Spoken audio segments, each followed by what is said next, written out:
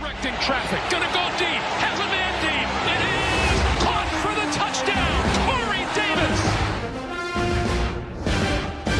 What does he do? Attacks leverage. If he's outside leverage, he doesn't want you to beat him outside. So stem towards him, hold him outside, stab outside. Drive face, full cell vertical, get into the blind spot, and he absolutely burns him. Corner is lost. He literally has no idea where Wilson is. Long, fast, how he approaches the game, how dedicated he is to football. He's ridiculously good, man. You have to be ecstatic. This is actual film. This is actual football talk. It's a football show. We're supposed to talk football, not storylines.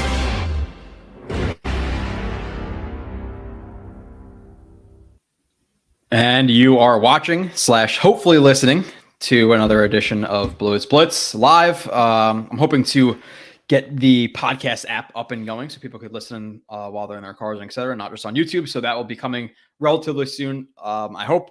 So decided to go a little bit early. Didn't really promote that I was going early, but I was sitting there and I have to go to work tonight, so I can't really stay on much, or I can't stay on much past 8. So I was like, there's a lot to talk about in only 2 hours, even by myself, because this show with just me is really to talk to you guys more than we typically do with just Kyle and I or Michael and I or whoever it may be. So your show, but there's a lot to talk about. Hardman and OBJ and backup offensive linemen signing and punters getting traded and other rumors and leverage and Aaron Rodgers and Elijah Moore. And so there's so much to go over in this next 3-ish hours that it couldn't be packed into 2. It would be unfair to you guys who are going to pop up in the chat. Again, didn't notify anybody, so I know people will be popping in here soon. Joey Mascaro, respect the grind, Joe. Appreciate you as well. Aaron Rodgers review should be coming to you guys soon, or relatively soon. I kind of want to wait until he actually gets officially traded for, but I have watched his entire 2021. I think that's about 84 plays I recorded. And I'm about halfway through. I'm at week 8 of 2022. And I have about 40 plays there. So you're probably going to look at 4 reviews, about 40-ish plays each. So you're probably looking at about 6 to 8 hours of Aaron Rodgers stuff. And listen, I know that's a lot for some people. I do. But there are a few diehard people who watch an entire thing. And those are the people I do it for, but obviously I do it for everybody. But you know what I'm saying? So that's coming. Obviously, Chuck Clark will come. Lazard will come. McCall Hardman will come. OBJ might be coming. So that'll be another review. And I really think once the Rodgers thing kind of kicks into gear and they actually get him traded forward, they'll start making some veteran additions.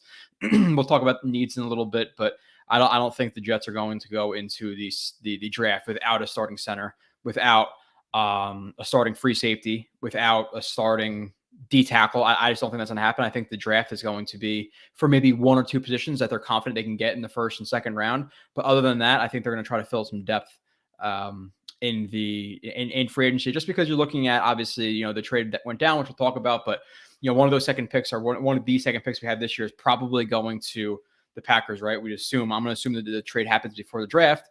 So then you have 2 rounds. And to me right now, looking at what's going to happen, we'll talk about Ben Jones. We could talk about, Calais Campbell or Al Woods or one of the D tackles. Obviously, the Jets know they need a D tackle at this point. So is it an Al Woods? Is it Brockers? Is it one of those guys? Do they wait maybe until the second round of the draft? I could see the first 2 rounds of the draft being anywhere between, and I really have to get into the draft and know the depth of it, et cetera. But tackle, I could see tackle being the 13th pick. If they don't love the tackle there, maybe they trade down for another tackle later in the round. Obviously, you need 2 to tango, but in an ideal situation, you trade down, you get a tackle, or maybe you trade down a little bit and you lock up a center. But I think the Jets are going to land a Ben Jones or bring McGovern back before they just go into the draft, hoping that something happens. You don't want a rookie center under a vet like that, at least in my opinion. Not right now. So. Yeah, so then in the second round, I could see it either being, center, maybe to develop behind a Ben Jones, or even a D tackle. I think D tackle is addressed, though, just because, look, they try to sign Fletcher Cox for $10 million. They really emphasize their defensive front. Are they just going to sign Solomon Thomas, and then they go into the draft? No, well, I hope a guy falls into the second or third round, or second or fourth round. Sorry, we don't have a third round pick anymore. But so yeah, I think a lot of holes get plugged up to recap. Again, a lot of notes to go through. I really just kind of messily jotted down notes of what's happened the last couple of days or the week I haven't been here. So maybe 8 days. So if it's a little bit out of order, then it is what it is. But say hello to a little bit of so many people in the chat. Eagle Fang, Jets, I can understand Harbin, but why such a strong interest in OBJ and Zeke? It's not 2012 anymore. Wide receivers and running backs break down faster than any other sports in the league. I don't necessarily know if wide receivers do. Running backs, corners. I would say corners probably break down quicker than receivers, but I'm getting into semantics. And listen, with the OBJ stuff, obviously, Rodgers didn't necessarily give them a wish list, but he talked about some guys who are free agents and who he'd like to. You'd think that the Jets would talk to him about who he wants to sync up with in his offense. OBJ, and we'll get into it if he does get signed. When he was playing the last time with the Rams in the Super Bowl, and even in the second half of the season with the Rams, he looked explosive. He looked good. His hands are still good. And you go out and you see the workout he put together, at least parts of it, he still looks pretty damn explosive in those workouts. Obviously, on the field is different than doing it for a couple of seconds on, TikTok or whatever the hell we're talking about. But nonetheless, looks explosive. So you have to worry about, okay, is he healthy? And the other thing I was worrying about was, you're going to put him in a locker room with Elijah Moore, who's already expressed his frustration with the Jets coaching staff and Zach Wilson, et cetera, which we partially get, but we still don't, necessarily accept what he did in terms of going on Twitter, et cetera. So I was worried about him with Elijah, with Garrett Wilson, who's not necessarily he's not a problem, but we know he's pretty vocal, and he just won Rookie of the Year, and he's going to want his touches, and he's not going to be happy if they're losing. So putting those three guys and then Aaron Rodgers, I didn't love it. And I'm not going to even say I love the OBJ over Elijah Moore thing. I think Elijah Moore obviously, is on a 2-year contract basically for $2 million a year and has plenty of upside. Obviously, once he was traded, everybody was saying how much he sucked and how bad he is and all this stuff. I'm not going to go there because I'm not just an idiot Jets fan who's just going to go back on a player. Elijah Moore is very talented. Do I agree with what he did last year? No. But do I agree with the way he was used as a vertical threat, as an outside guy, as the third or fourth read in an offense where the quarterback couldn't get to his first read or even hit his first read if he was open because he'd bounce it at his feet? I understood him getting frustrated. But while you're on a winning streak, obviously don't go out on Twitter. You do it behind the scenes. So don't love that. But nonetheless, obviously he's gone for what is the, and however much value you place into the trade value chart, it's about a 3rd round pick. I don't love it. I think that's one of the trades where JD hasn't necessarily won because a 3rd round pick for a guy who's that talented, it sucks because I could see him going to the Browns and having 1,000 yards. He's that talented a player, but okay, we had Odell for a year or two. You have Rodgers, or probably a year, but you hope to with Rodgers. A year or two with Rodgers. You have him, who is a good yak guy, good vertical threat. You could throw back shoulder balls to him. That's obviously fits the offense. You have Lazard, who's the big red zone guy, the fade guy, the vertical guy as well. You have Garrett Wilson, who's an all-around guy. You think his vertical game is going to taking more advantage of with Aaron Rodgers this year, who's also a very good yak guy. We saw that multiple times last year, and a guy who can really run routes. So he's an all-around receiver, a guy who we think is most likely going to be a top 10 guy this year, however you quantify that. And then who am I missing? There's one more, right? I forget. Corey Davis is gone. We know that's happening. He's either getting cut or traded. What did I say? Cole Hardman.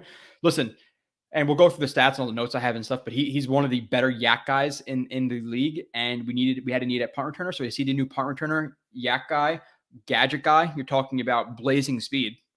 So good gadget guy, a good deep threat. Listen, at the end of the day, and you heard the whole quote. You guys will know the whole quote: pressure, burst pipes, or whatever the hell the whole thing is. But just based on his speed alone, you have to respect him with Aaron Rodgers. Dude, the guy can, and obviously Mahomes too, but Rodgers, I just put up a play on Twitter of him throwing 65-yard pass after he broke his thumb or had a fracture in his thumb, whatever the exact terminology we want to use scientifically. He had a fracture in his thumb, throws the ball, not even fully stepping into it, 65 yards, and almost hits Romeo Doubs between two guys. His arm is still there. Now, does he have elite athleticism? No, but he's also not Matt Ryan, Tom Brady, Phillip Rivers at the end, Peyton Manning. Like, he could still duck out of the pocket, dodge a sack or two and roll out, or dodge a sack and roll out. He's still plenty athletic. Again, he's not a statue, but at the same time, obviously he's not Lamar Jackson or Kyler Murray. But yeah, it's been fun to watch him. It's been fun watching him. I'm really excited to get into the receivers as well. And there's a lot of stuff to talk about in the last 48 hours. So really excited to get into it with you guys. Go over some of the lower level stuff that's happened. But I want to get to the chat before I do that. I appreciate the people who are in here. I know I'm 30 something, 40, 50 minutes early. But in terms of Zeke too, really quickly, listen, the guy has averaged, I think 4.2, 3.8, like the last 3 years. Now, does part of that factor into the fact that he's more of a short distance guy or short yardage guy? Not necessarily. He was more than a short yardage guy with the Cowboys, but when it's 3rd and 1 goal line stuff, he's getting the ball. Does that factor into his numbers being low? Yeah, it does. And the only reason I would understand it for Zeke is, listen, trust me, I'll get to the other side of this. With Zeke, it has to be like a 1 year, $1 million deal, or 1 year, maybe $2 million deal. Because with the Jets now, you have Brees, who's going to be on the roster, right? You have Michael Carter, unless he's getting traded, which I don't know if he's always had his Twitter profile picture blacked out and then just like business inquiries, whatever, as his profile thing. You guys can tell me, probably, you guys know him better than me with that stuff. I don't necessarily check that all the time, but he did that, and then he's tweeting out some stuff about Elijah Moore, and he won't be disrespected anymore and all this stuff. So I don't know what's happening with him, but he just saw rumors about Zeke. But nonetheless, with Zeke, he is a good short yardage guy still. So if you can use him short yardage, and then you can use him, goal line guy as well, where the Jets struggle. Third and short, 3rd and 2, goal line with power running backs. So Zeke would fill that role. And then on top of that, he's still a really good pass protector. At least from what I know and I know of him, he's still a good pass protector. So is there a role for him? Sure, there is a role for him for $1 million or $2 million, and that's not even considering that who's getting cut now, because we just signed Ty Johnson back. I'm not sure exactly what the money is, but he's a decent number 4, which again he upgraded in my mind, because the year prior, when I'm cutting him on the roster, when he played last year, he was pretty solid. He showed explosion. He was a little bit better with his vision, so I like him as a 4. Now, maybe would I prefer a guy in the 4th or 5th round who could really blow up into a star running back, because that's where you take running backs and they explode pretty consistently in the NFL. Maybe, but Ty Johnson, I'm okay with it at running back 4. So he's there. Michael Carter's there. Zonovan Knight started off really hot, obviously when he saw playing time later in the year, and then obviously fizzled out a little bit, but that's part to do with the offensive line he was playing, or he was running behind.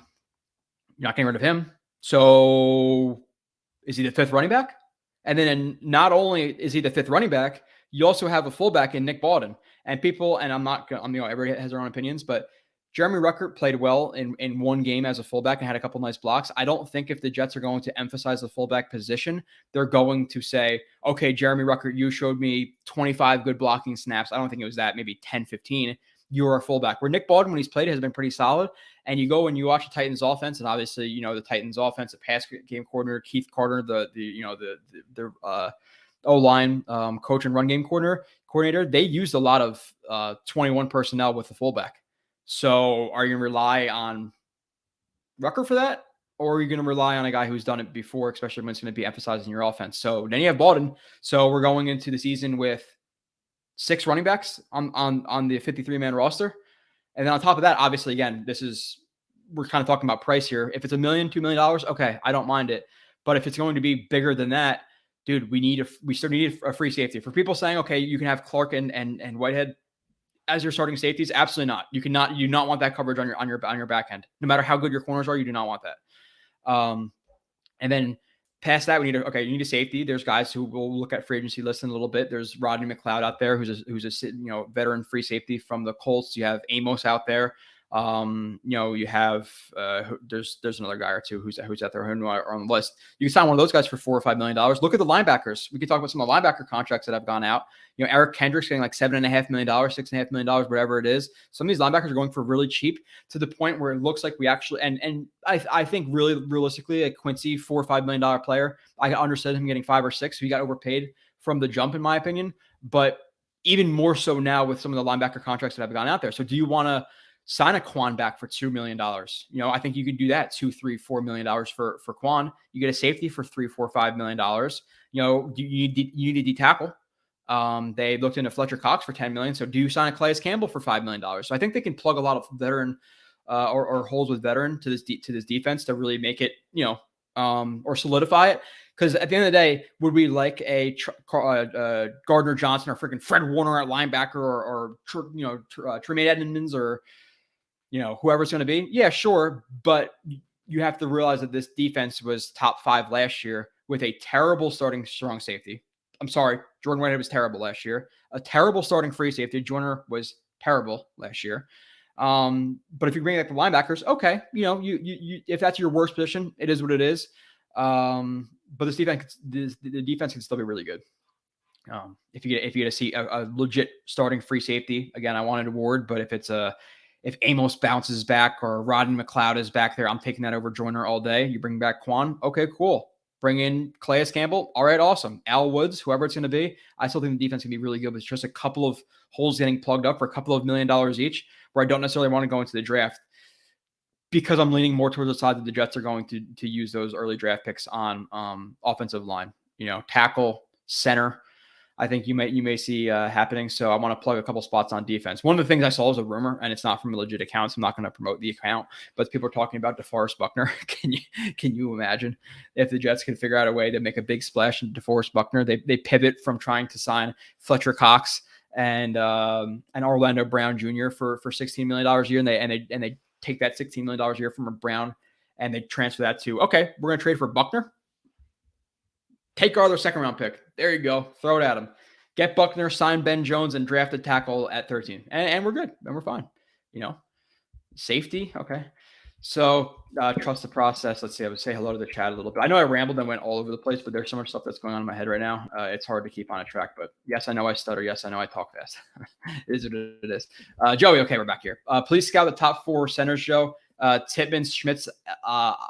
So this is an area where I'm hearing it's, and again, this is based on whoever you want to base it on. This is just general stuff I heard, so they can be completely wrong. I'll preface what I'm going to say with that.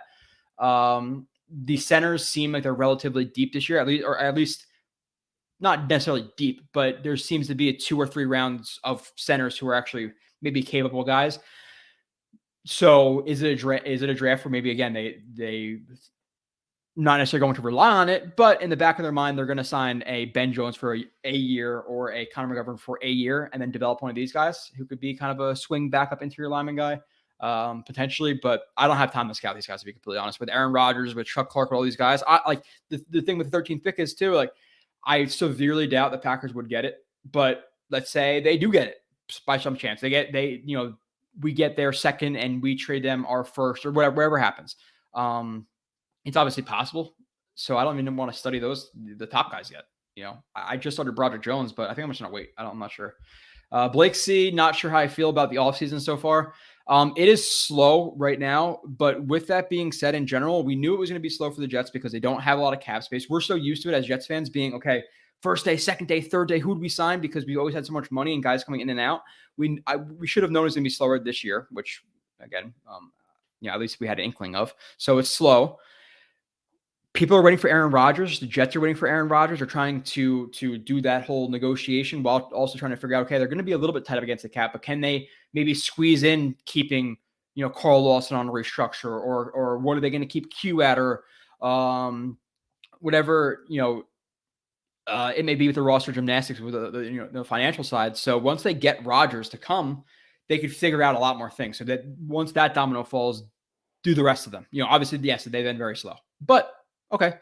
Hopefully they could after he signs, you lock up the Rodney McLeod, you lock up the Calais Campbells. You go a little bit harder for those guys, but right now they're kind of stuck in influx or in between a rock and a hard place because they don't necessarily know exactly what their cap's going to be. I don't know if they even have a contract negotiated necessarily with Rodgers in terms of how he's going to restructure it. Now, there was a rumor today that Boomer Esiason said, Jets fans are going to be happy with the money he takes or the money they have freed up or whatever it is, like indicating that Rodgers is going to be team friendly to them. Is that true? Probably not. Who are rumor sources? I have no idea. But that'd be pretty nice. So David Stepek. First time on your live podcast, even though I'm a subscriber. Hello from Connecticut. Hello from Jersey. Appreciate you tuning in. What's on your fan behind you? It is a black mark because there's a scratch on my camera and I cannot get it to go away until I buy a new computer. So it's just where is it? Right there. You can see it on my finger now. It's just a little glitch in the camera. So smudge on lens. Yes. I'll plug a hole.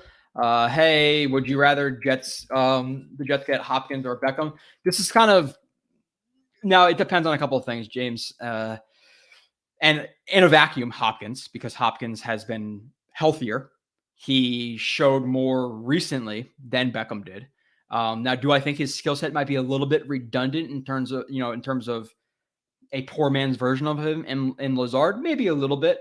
Does Beckham maybe fit a little bit better? Sure. What's the cost difference between Hopkins and Beckham? Is Hopkins going to renegotiate his deal down to $12 million a year for the next 2 years to 24 total? Is he going to keep it? I think it's like 16 and 17 the next 2 years or something to that effect. I know he said he'd restructure. So is that a possibility? What does Beckham want? Does Beckham floated out there that he might have gotten offered $4 million a year. Do the Jets give him 6, 7, 8? What does Hopkins cost? Is it a fourth? Is it a fifth? Is it a third? So it's kind of a layered question in terms of exactly what both are brought in for. Again, in a vacuum, it's Hopkins. With that also being said, assuming Hopkins is going to cost at least a few million more, let's say it's $5 million more, would you rather have let's say it's the 4th round draft pick for Hopkins? Would you rather have a 4th round pick, Beckham, and a starting free safety, or Hopkins? You have to look at it like that as well, because Hopkins costs more capital to bring in. So I'm kind of 50-50. I don't think Beckham, let's say Adrian Amos and a 4th round D tackle, is necessarily less valuable than Hopkins. So it's interesting. I didn't try to do like gymnastics around that question, but it really does matter about exactly what both are brought in for. So they could restructure Corey also. I don't know if Corey restructures. Now, if he really wants to make that Super Bowl run, he said, hey, listen, guys, like and there was, again, something floated out. There's so many rumors on Twitter, but maybe the Jets don't get rid of, I think this is a Boomer thing too. Like, don't be surprised if they don't get rid of Corey Davis. I severely doubt that. Again, resource allocation. Would I, in a vacuum, love to have Corey Davis, Lazard, Odell Beckham, McCole Hardman, and Wilson? Yeah, it's the deepest receiving core in the NFL.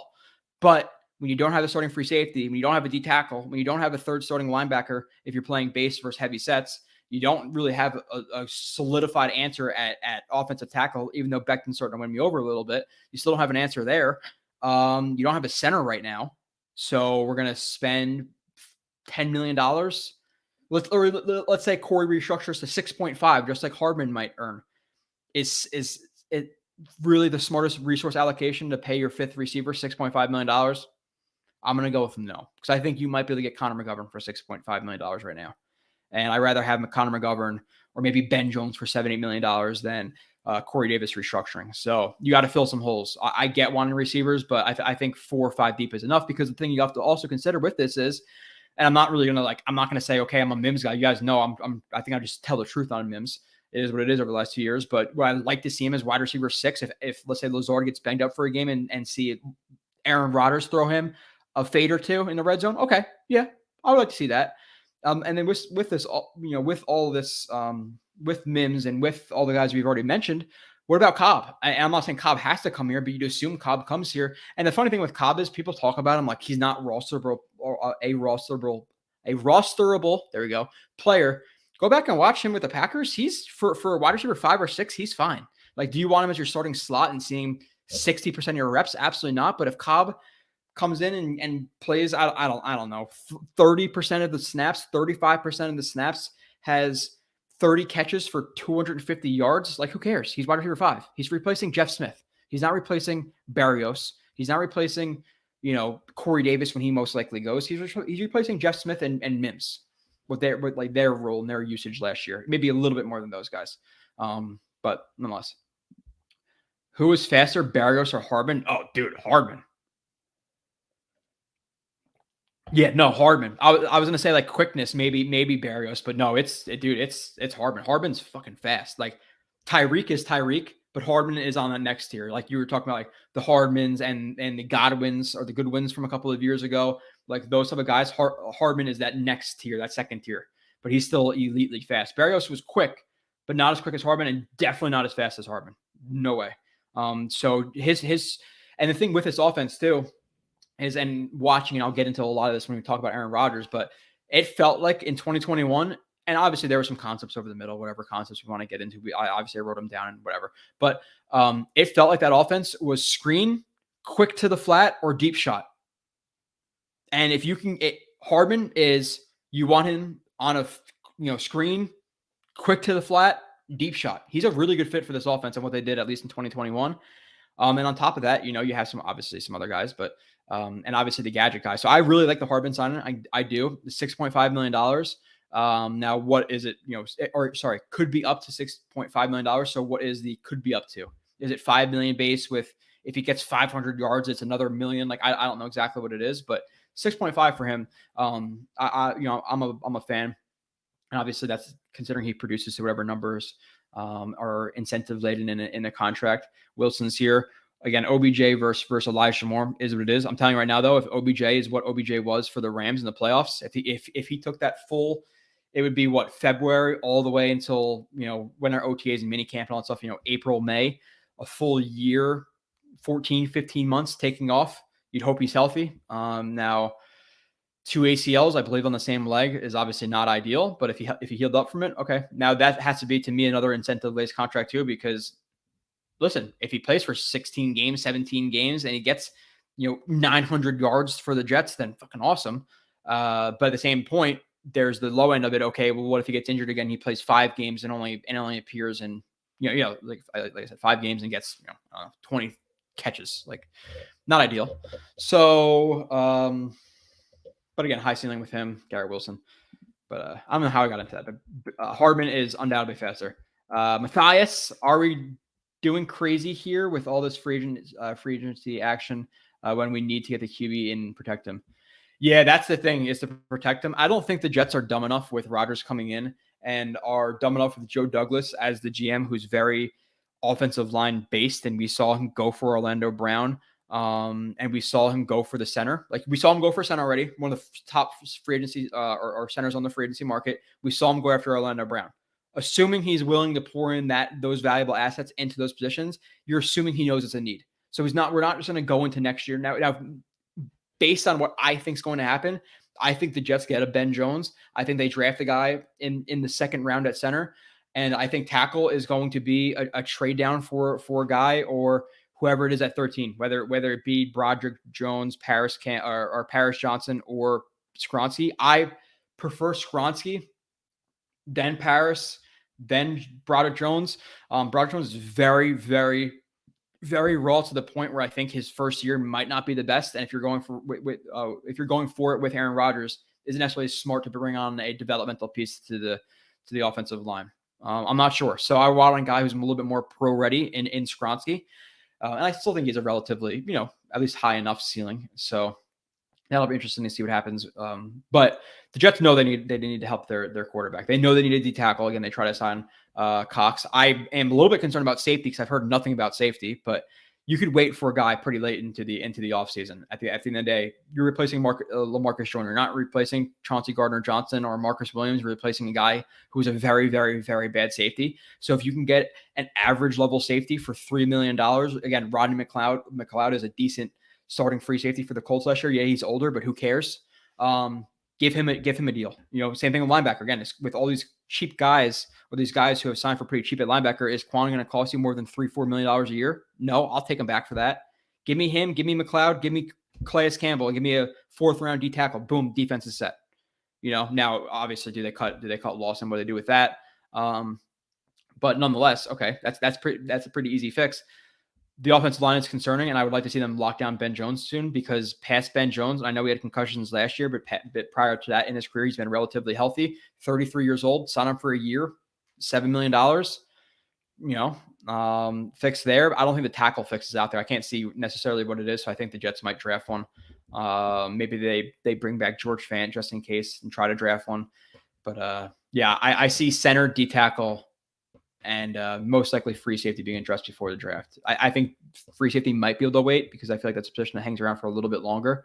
But D tackle and center are going to be solved, in my opinion. You just can't go into the draft with that big of holes. Literally no starter at those positions. Same thing with safety, but it's a little bit easier to address. You could find a safety a little bit easier than you can find a good D tackle, especially considering how much emphasis the Jets put on said position because of how they play defense. So Peter Chestnut, the first person to bring up leverage. I find this leverage stuff funny considering that the Jets are still making moves and the Packers are stagnant. Yeah, Jets know what it should cost them. And I don't want to talk about this whole thing. There's a good article. I know Scott from Play Like a Jet retweeted it recently. There's a guy who gets into all the financial implications of the Packers keeping Aaron Rodgers, like playing tough with the Jets, or waiting it out with the Jets. They might not be able to even extend or sign Jordan Love's fifth year or extend Jordan Love's fifth year option. Like it might be like $100 million this year if they do that. So I think at the end of the day, it's going to get done. I think it gets done before the draft. The draft comes up. They want to help Jordan Love. They don't want to get assets for next year. So I think it gets done. I really was going to hope it was a 3, but a 2. If I had to bet, Corey Davis, a 2 this year. I'm not sure if it's going to be 42. Was it 42 and 43 or 43 and 44? I think it'd be funny if they want the earlier one and Joe Douglas just knows, Joe Douglas says no, screw you, I'm taking the first one. But yeah, sorry. So we have 2 this year, a 2 this year, a conditional 4 next year if Rodgers plays, a 3 with the playoffs. I was going to say a 2 with a Super Bowl appearance, but screw them. Just 3 with playoffs. There you go. A 2, a 4 that can become a 3 if he plays, and then Corey Davis. And I think that's fine. I think that gets it done. I think the Packers are in a really shitty financial spot. Aaron Rodgers wants the Jets. The Jets want Rodgers. The Packers know they have to trade Rodgers. At the end of the day, he's not sitting on their bench next year. That's not an option for you. They have to trade him. Now they need him to be here, but the financial implications for them, if they keep holding on to him, is it's really going to take they're going to take a punch to the gut in a couple of months. So they really can't wait it out. And the draft's coming again, so it'll get done. I see us getting a center and a tackle in the draft from Jets Unleashed. I think they get Ben Jones, but I think that based on me hearing the interest they have in JMS, the position where it is now, I could see Ben Jones being 34 years old, cleared a clear spot where not a clear spot. They clearly don't have a ton of interest in McGovern. So there's really not a lot in terms of like future assets towards the center position that they have on their roster right now. So I see them drafting one too. Second round, most likely. I think the first round is a tackle, but they need a future center. And I think with the draft being this deep at center in conjunction with their need for said position, they're going to get it in the second round. With that being said, I still think the Jets are going to have a starting center before the NFL draft. I can't see them going in and saying, I hope JMS is there. I hope player X is there. I hope player Z is there. Because people need centers, people need offensive linemen, people need good offensive linemen. They're, not a dime a dozen anymore. They're pretty hard to find. So you can't go into the draft and say, I hope a guy signs. McGovern go sign with the Falcons, and Ben Jones, you go back to the Titans, and we'll hope that we get a guy. You can't do that. So I think Ben Jones, especially with a vet quarterback with Aaron Rodgers behind them, I think it's a vet center is the best way to go in terms of the best pairing for this year. We're trying to go for it all again. It's not where we're building for 2025, 2026 at this point, 2, 3, 4 years down the line. We're trying to win a Super Bowl 2023. So Ben Jones is the answer to me over a second round guy. Now it's tackle again. They can be a little bit more flexible because technically they have they have a starter or two, now is it ideal? Max Mitchell at right tackle or Beckham at tackle?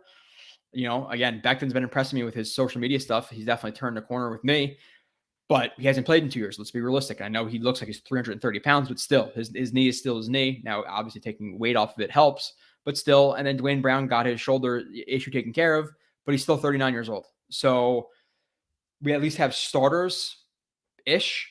But there's some earlier tackles where I see the Jets addressing that pretty early on in the draft. Center, there's not really a guy we can take at 13. So I don't think it's kind of twofold where in terms of how they need to address that or the differences in why center over tackle at this point.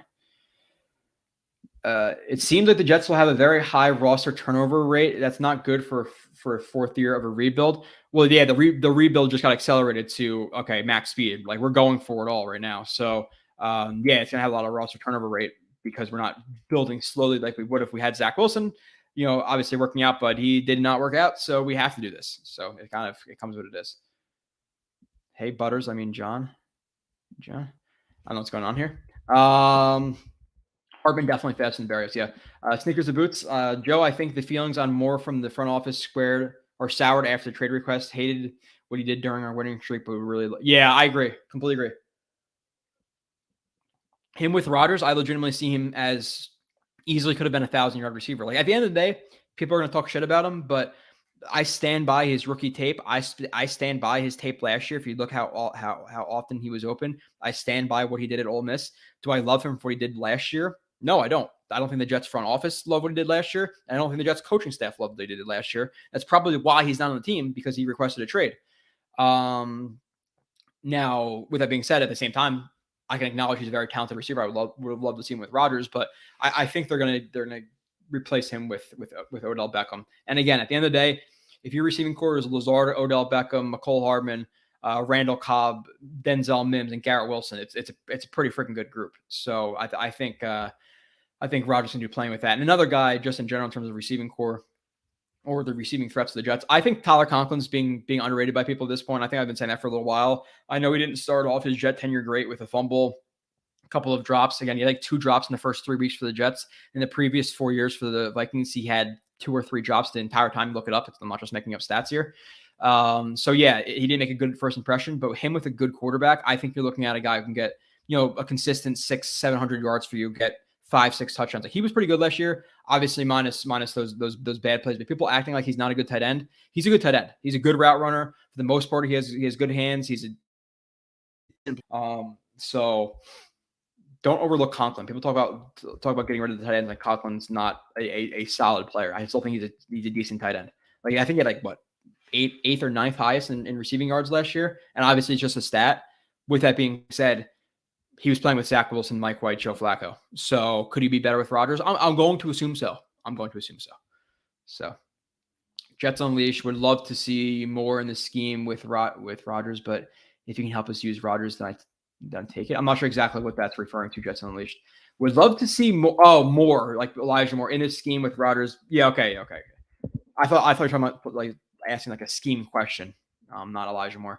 OBJ is a better bet than Elijah Moore. Rodgers, I wouldn't necessarily say that. Now, maybe Elijah Moore could be a little bit more volatile, and maybe Rodgers has a friendship with a Odell Beckham, so he can keep him under control. But I think Elijah Moore playing with a good quarterback and getting yards would be fine.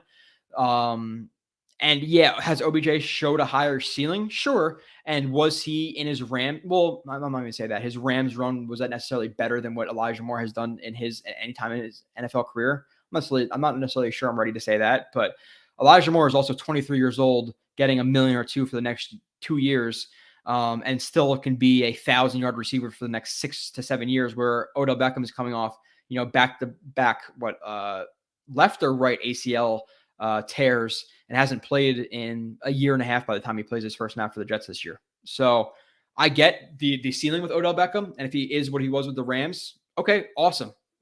But is he going to be that all year? Is he going to be happy? He's, listen, I know Elijah Moore's a little bit of a diva.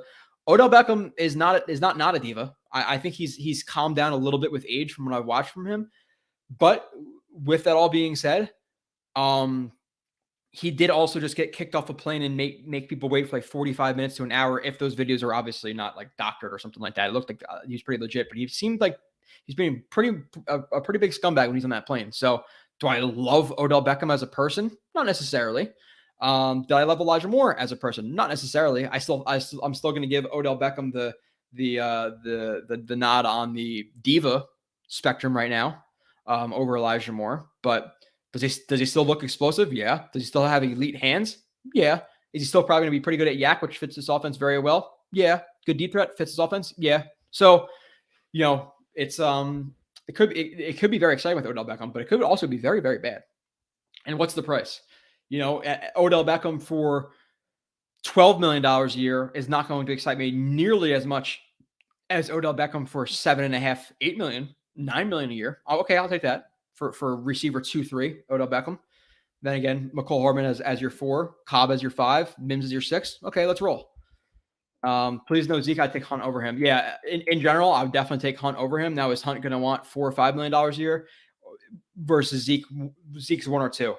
Like, again, if the Jets are just bringing in Zeke to strictly be a 3rd and 1 guy, a goal line guy, they're going to pay him $1.5 million. Okay, I get it. I still don't understand the roster gymnastics in terms of how they're going to carry 5 or 6 running backs at the end of the day. But okay, I'll accept it. If anything, Ty Johnson shouldn't have signed back and should have been Zeke if they were going to do this, but not necessarily sure what's going to happen with that.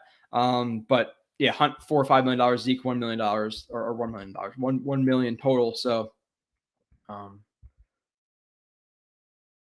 depends on how much you're willing to pay. But yeah, in a vacuum, Hunt over Zeke. With linebacker, our coaching staff might really believe are homegrown. Talking about like the Sherwoods of the world. Yeah, I guess. Scott Wilson, are you headed to Vegas for the Jets game this season? I am not Scott Wilson. I was going to if Derek Carr was on the Jets, but if it was Aaron Rodgers, we decided to go to Dallas. So I will be going to Dallas. Is the fan on your ceiling actually a Jets fan? No, actually a Jets fan? Because that's multi-pronged. Is it a fan? Like, is it a fan of the Jets? Is my fan an inanimate object a fan of the Jets potentially, or is it a Jets fan, like a Jets themed fan? No, it's not a Jets themed fan. I just took out the bulbs and replaced them with a green one. So no, it's not a Jets fan. I don't have like fat heads behind me and stuff, but no, I need to do some decorations in here. I'm moving downstairs to my office eventually, or in the near future anyway. So I want to put up like a green light. I got like a little poster and a Jets like bar sign I'm going to put up, but that's going to take me a little bit. Not a little bit. I'm kind of lazy with that right now. Sneakers or boots. Do you see any type of reinsurance coming from Mims this year? Granted, he fits the type of receiver Hackett prefers. I think he's going to be receiver 5 or 6. So resurgence? Not necessarily, because what is a resurgence? He's been in the league for 3 years now. His 4th year, if he's receiver 5 or 6. Now it depends on injuries too. Okay, does Lazard go down and Odell and Mims is stepping up and he could prove to be that Z or that jump ball guy? Okay, maybe he could see reps like that. But if Lazard doesn't go down, really, where does he fit? And we have to be honest with Mims. His route running from college to now has regressed. His route running was bad last year. His hands were bad last year. People act like, oh, well, Mims can just catch contested balls like the best of them, while not also acknowledging last year when he got the ball, he was catching it with his body, jumping into the ball and trying to catch it with his belly button, like some of the worst catching technique I've ever seen. So did he just lose it mentally where he can't catch balls outside of his frame anymore? I don't know. But realistically, resurgence for Mims, does a Jet fan want to say, and the guy who wants to draw subscribers and be like, yeah, Mims, we love Mims. I would love to say that. Realistically, no. Could I see him being more consistent and maybe a little bit more motivated and a better player overall with Rodgers than Zach Wilson? I think that goes without saying. Your receivers are going to get better with your quarterbacks, but do I think he's going to be like consistent enough to be like, oh, Mims potentially staying here for the future? If maybe as anything more than a 5 or 6 or receiver 5 or 6? No, I don't know. Jets mess. What's up? Jets fan. What's up? Jets mess. I just that always almost fucks me up. So Jets fans want the A-Rod trade, but it's in the best interest of the Jets not to cave to Packers' demands. No first rounders. It's not gonna be first rounders. Even if the Packers beat guys, everybody's calling him what's his name, Peter Kukowski. Jets fans are hammering him, and dude, that guy thinks the Packers are getting a lot more than they are. But nonetheless, they're not going to cave in and give first rounders. They're going to give them a second. It's going to be a conditional 3 or 4 next year. And Corey Davis, that's really what I think it is. D Mars, what's up? Rich M, they should sign OBJ and wrap cut Whitehead and Davis if they can't trade him. If they can't trade him for a third that we just lost. For who? And Davis, they're definitely not getting Davis for a third. They might get Davis for like a sixth. Okay, trade him for a sixth. I can see that, but I completely agree in terms of what they should do at receiver. Now, again, in a vacuum, when I like Hopkins, yes, but at the end of the day, I realize that they have holes a lot more holes, center, D tackle, safety. So sign the cheaper guy and address those. Rapp, McLeod, Adrian Amos. I know Adrian Amos was bad last year for the Packers, so there's the numbers indicate or suggest that. But the years prior, he was a pretty decent starting free safety, and he's 30 years old, or 29 years old, 30 years old, so he could be decent. So Rapp, I want to see him exactly how much he played in the box, but I know Amos and McLeod are free safeties. So yeah, one of those guys, Rapp, McLeod, Amos, cut Whitehead because you already have your starting strong safety. I'm cool with Tony Adams as the 4 and Will Parks I'm fine with Adams as a 3 and Parks as the 4. Did I say that wrong the first time? And then in terms of Davis, yeah, you cut him. Give her Davis $10.5 million. Whitehead saves 7.5, right? So we're talking about $18 million. OBJ is probably going to cost you $8-9 million. And then Rapp is going to cost you what? 3, 4, maybe 5. So you're getting rid of Whitehead and Davis for 2 starters who are going to make much more of an impact. or at least wrap over Whitehead, in my opinion. Get rid of, maybe Carl Lawson. You bring in a bigger time D tackle. Now, I'm not necessarily sure who that is at this point, but I think the Jets are going to plug up quite a bit of holes once Rodgers is officially traded for. And people are going to start stressing, or they're going to stop stressing out a little bit. Because people are stressing out about free safety and D tackle and all this stuff. I want to see it addressed quicker too, but it happen. There's just a lot going on behind the scenes with the contract and all that stuff. I think JD wanted to get back into second because he really wants Schmitz. I'm almost on the same line of thinking as you hear D Mars. I think it's Danny. I'm not sure if I'm right there, but I think the Jets do see a advantageous second round for centers, again, based on what I'm hearing. And they wanted a second round pick, but at the same point, they realized they're probably going to have to give up their second round pick for Rodgers. So they want a second, but the only way they can get is from trading up in the third. And obviously the Browns didn't have a third, so they gave them a second. And it worked out that way. So that could also be part of the thing too. It's like, yeah, on one side, maybe they do want a center. On the other side, maybe it's really the only trade the Browns can do because, again, they didn't have a third round pick. So you can look at it either way, but I see the Jets targeting a center in the second round regardless. So I lean a little bit towards what you're saying. Can we please sign Calais Campbell? We good on offense. We're minus center and tackle. And even at receiver, I'm not going to lie. If they don't bring in a receiver now, I'm not going to obviously say I'm completely correct with what's happening in the Jets draft. Could it be a complete 180? They bring in a Cam Fleming at tackle. They bring in Ben Jones and then pick 13 is Jackson Smith and Najigba. Okay. Shit. Like I've seen crazier stuff. But with that being said, Calais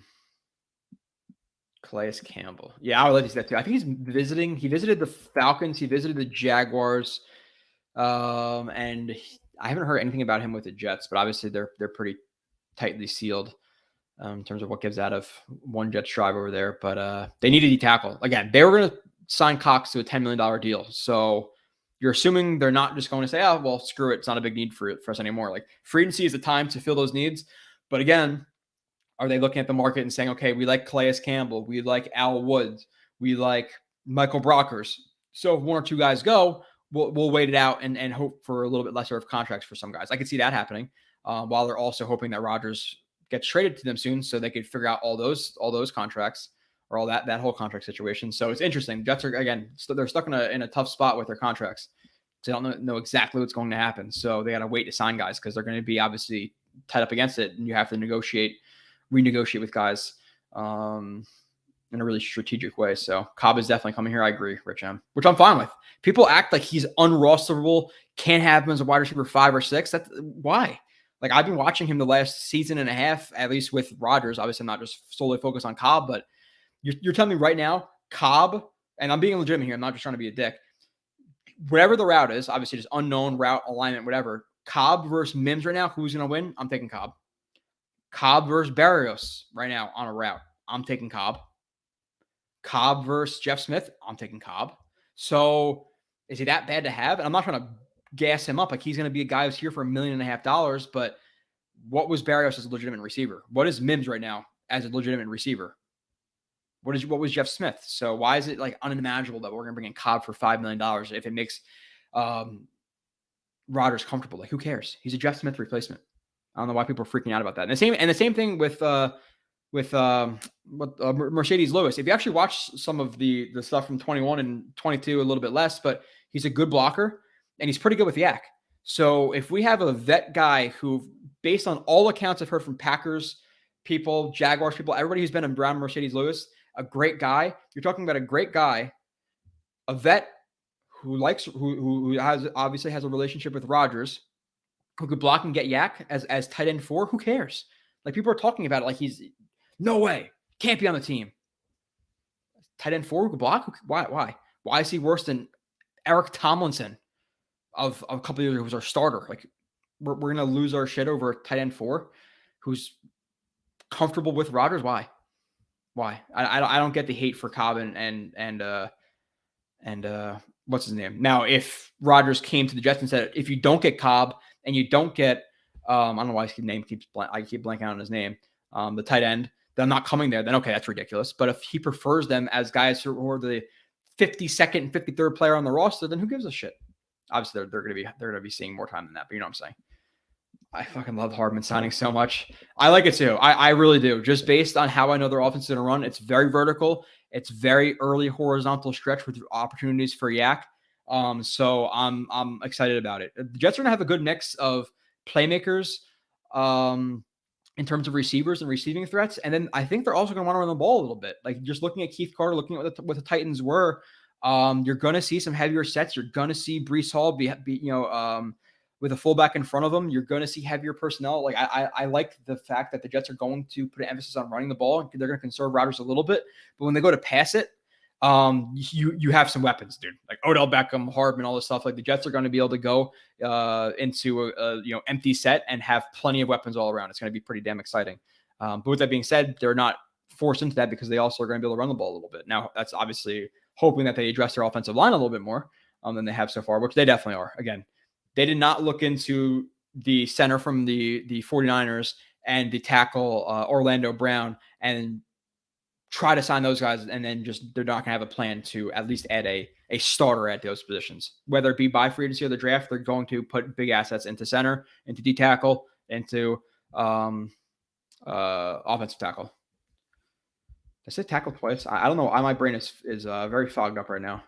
It's a weird sleep schedule. Sometimes on my Mondays, today's my Monday. I get a little bit jacked up, but let's see. Ready to address a line in the draft. I don't think they're addressing again two starters in the draft. I think that it will be probably tackle. Center, I can't see them going into the draft with no center. And apparently they reached out to Ben Jones. Does he sign? I don't know. If Ben Jones signs elsewhere, dude, I don't get why I don't just sign McGovern back for half the price he cost you a couple of years ago. He's like $10 million a year. Sign McGovern back for 1 or 2 year deal, $10 million with $5 million, $6 million guaranteed. Why not? Like he's at least okay. And that's more that you can guarantee me than anything in the draft. And that's also good. I'm not saying that I'm guaranteeing, and I almost I can't guarantee that, but again, 1 in the hand versus 2 in the bush. You have McGovern. He's okay. I'm not saying that he's definitely going to be better next year than JMS or whoever you guys like in the second round, but he's here. What if all those centers we like in the second round are gone? Then we don't have a third round pick. No, we can't trade up to the third round, whatever it may be. Then we're stuck with fucking, I don't know, Wes Schneiser, whatever the hell his name is, who we'll talk about, the backup tackle center we signed, or our guard center we signed. So I would like to see it addressed. At least with tackle, at the end of the day, if it's like Dwayne Brown is your left tackle, it's like, okay, obviously not ideal, but it's not going to kill us, especially being more on the positive side, hoping that his shoulder has healed up a little bit from last season. And a right tackle, get Becton Mitchell. Again, not ideal, but at least it's something. Center, there is nothing right now. You cannot go into the draft needing a center. And it's not a draft where there's 3 centers in the top 15 who deserve to go like there are with tackle. Now, obviously, people have preferences. I don't necessarily know if I would take Broderick Jones at 13 based on what I've watched. I think it's Johnson or Skronsky. Skronsky is the better player to me. He's more ready now, where Paris could be a better player, and he's a lot more high, or he's a high ceiling, but he's pretty raw. I think he only has 1 year at tackle, and he's definitely raw with like hand placement in his sets and things like that. And then pass like Darnell Wright and stuff like that. But it's, there's some options there nonetheless, where I don't think anybody's talking about taking JMS at pick 13. Now, is it possible? Is there a chance where the Jets trade down to 22 and take JMS? Sure. But you also have to, you're assuming a partner to tango with in terms of trading down, and you're also going to assume that he's at that spot either. What if he goes at 21 and then your whole plan blows up? Like, I'm just not doing that with Aaron Rodgers behind center. Just give him Ben Jones, who has consistently been a solid center. 33 years old, yeah, but it's not like he's playing corner, so he could still be a pretty good solution at that spot. So. And Aaron Rodgers, like if you look at his season last year, and there's so many different directions I can go right now. I just watched so much Aaron Rodgers film. His receivers were not great. He was definitely hesitant. After he hurt his thumb, to me, his problems in terms of his accuracy, or if there are any problems with accuracy, were only like expanded on. Like if he's gonna miss, he's gonna miss a little bit inside. There are some times on his deep balls where he likes to throw it Like let's say the corner, let's say it's on the right sideline and the receiver's running up the right sideline, the corner's like inside leverage on that corner. There's sometimes I'd like to see him hit the back shoulder ball to the sideline, and instead he throws it vertically where he likes the receiver to cross the corner's face to catch the ball, which could just be a preference of his. But there were some balls that are a little bit too far inside. There were some balls that whatever the case may be after he hurt his thumb. But in general, he was still very good, and his team was not very good around him. Romeo Dobbs was not good last year. Watson, he was obviously off with him a little bit. I'm still waiting to see the end of the year. Past that, just having no MVS, having no St. Brown, who was neither of those guys were good either, but a lot of changeover. And with the offensive line, I'm not sure exactly who the starters were in certain games, but there was games I watched the left tackle get destroyed, the left guard get destroyed, the right guard get destroyed, the right tackle get destroyed, the center get destroyed. Like his offensive line was not good. And you look at numbers and people say, the Packers offensive line was rated 16th in the NFL based on blah, blah, blah, blah, blah, whatever stats we're going to or bring up there. But those stats don't take in the Rodgers effect where he's getting rid of the ball really quickly, can sense pressure and throw the ball away. He is so interesting in terms of like just how quickly he can read a defense. There's times where he hangs on the first read for a really, really long time. Like there'll be an isolated receiver to the left side. He'll stay on the isolated receiver for a really long time just because he knows he can get to the backside late and then read those three guys, bang, bang, bang, really quickly. So it affords him the opportunity to stay on the front side. Or there is times where he'll actually start on the backside. He'll drop back, read the backside, the ISO guy, and then go back to the right side, which is typically you don't see eyes bounce around like that. But he reads defenses so quickly. He's allowed to do that really fast release, really good consistently to the flat. And something I'm going to bring up in the review with him is like people look at a flat throw and like, oh, it's such an easy ball to throw. It's really, really not. People miss it quite a bit. He's really consistently good with that. Obviously, the deep ball is there. The anticipation's there. The touch is ridiculous at times. He is really, really exciting to watch. And last year, yeah, the thumb hurt him, but his team also hurt him, both from the receiver aspect and the offensive line aspect. So you put him with the Jets this year, I still think he's legitimately a top 5 guy, most likely. And again, this is based on more of me watching now. Like I was talking about Rodgers from a general aspect. Like, yeah, I've watched him in 21 and 22, but not with like a really focused in laser eye on him. I've watched him so much last week that again, I've watched I don't know, 16, 17. I think he missed one game, so 17. I've watched like 25 games of him, whatever it is. Specifically just him. So really good feel for what he did in 2022, at least so far. And I know he gets better towards the end of the season. So I'm comfortable to say he's going to be a very good quarterback still with the Jets. The arm is still there. I just put up actually, I can just share it. Fuck it. Right not. And this is, I can make a highlight film. This is nothing like I'm not pulling up my fanciest best play of Aaron Rodgers right now, but this is the play I just put up just to actually kind of prove it. He threw a 65-yard ball after he was injured and while fully not stepping into it. This is against the Bills, like week 7, I think it is. So it's like 2 weeks after his thumb injury. And that ball is thrown 65 yards, almost actually here. Let's see. Yeah. So if you look at it, obviously doesn't fully step into it because he slides. He senses some pressure here. So he's still drifting out a little bit to the left instead of fully like crow hopping and just getting vertical. The more vertical you get, the better. You really get your hips under you. He's drifting a little bit to the left, throws a ball. Now he's fully stepping into it, 65 yards. And the film shows a little bit better because I'm a little bit more precise with the scroll thing on the bottom, but hits his receiver in the hands and almost completes it. Like that's the throw I just watched him do. So his arm talent's still there. Like he can still throw a ball 70, probably 75 yards if he fully steps into it. That is ridiculous. And there are some ridiculous throws I get to break down on that show. I'm very excited. I'm not going to do that now because I'm trying to acknowledge the chat, but nonetheless, he's exciting. I'm very excited for Rodgers. I'm excited for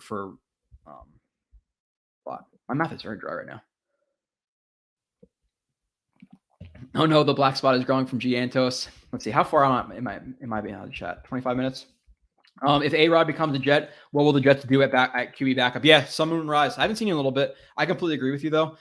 Quickly on this, and then I'm going to go through some of the top. Actually, I'm going to catch up in the chat and then go through some of the topics I have lightning around just to get through them. To me, in a Super Bowl year, in a year where you're trying to win the Super Bowl, you do not want Zach Wilson. Again, knock on wood, 1,000 times for me. If Aaron Rodgers goes down late in the season in the playoffs, divisional game against the Bengals, fourth quarter, he goes down, Zach Wilson trots out. Fuck. I'm sorry. It's just we are not expecting much. So Teddy Bridgewater, $3-4 million, do it. You know, like I would love Teddy Bridgewater on this team. Let's see who's some free agents at quarterback. 2 seconds here. Because to me, I'm bringing in a guy as well. Sunrise. So you have Teddy Bridgewater, sign me up. You have Chase Daniel, sign me up. Brian Hoyer, at this point, probably sign me up. I'm not going to give that a guarantee. That's about it. There's not a lot. I don't know how John Wolford was with the Rams this year. I know he's a little bit of a sensation for like at least a second. I don't know if that was this year or last year, but nonetheless, yeah, give me Teddy Bridgewater. That's the answer to me. Not Zach Wilson as a backup quarterback. So I think they do something, but maybe not. That's connected to Zeke. Why are they putting so much emphasis on skill position? They have Brees, Bam, and Michael Carter. Now I get them putting a little bit more emphasis on running back because at the end of the day, like let's be on not necessarily the realistic side, but let's be on the negative side. Brees Hall, okay, what if he doesn't come back until November? What if he's not healthy and performing like Brees until December or January? Bam was good for 3 games. He was very solid. The next games he was not. And yes, he has the excuse of the offensive line, but still he did not blow it up for a substantial period of time. You could depend on him to be running back 1 for 2-3 months. MC had a very, very down year last year. It just is what it is. I don't know if he was hurt. I don't know if, the offensive line was a part of it, but it was definitely on him as well. So if Brees isn't there, who's your running back 1 for a month or 2? If Brees isn't Brees or he's legitimately not back. So I could see the need at running back. Do I think it's a primary need? No, but as a secondary need, okay. And again, if it's going to be $1.5 million for Zeke, then I'm okay with it. Now, if it's going to be $5 million to Zeke, then then I'm obviously pissed. But I don't think them signing a Ty Johnson or a Ezekiel Elliott, if it's for $1 million or $2 million, prohibits them from signing a D tackle. So. Don't like a center with concussion issues, but Rich M, to my understanding, it was only this year he got concussions. He didn't miss games in his entire career for the most part. Correct me if I'm wrong. I'm sure someone put it in the chat, but I think he's played like all but 1 game minus last year, maybe 1 or 2 games the last couple of years he's missed. And then last year he had 2 concussions, but it's not a concussion issue where it's been like a chronic thing, at least to my knowledge. So yeah, he had 2 concussions last year, a little bit scary, but it's not I'm not going to call it an issue yet. Now, do I prefer a center without concussion issues or no issues ever? Sure. But I also rather have Ben Jones with concussion issues than go back to the Wesley Johnson, Jonathan Harrisons of the world. And if we don't sign Ben Jones, we don't get a guy in the draft, we don't get Connor McGovern, we're getting mighty close to that time. So, yeah, I would prefer no concussions either. But fortunately, he's going to have a problem or two right now if they're still available in free agency. I have faith in the big guy, Makai. I do too. I want to. And again, he's winning me over on Twitter. I didn't love him last year with the big bust stuff and tweeting people all the time.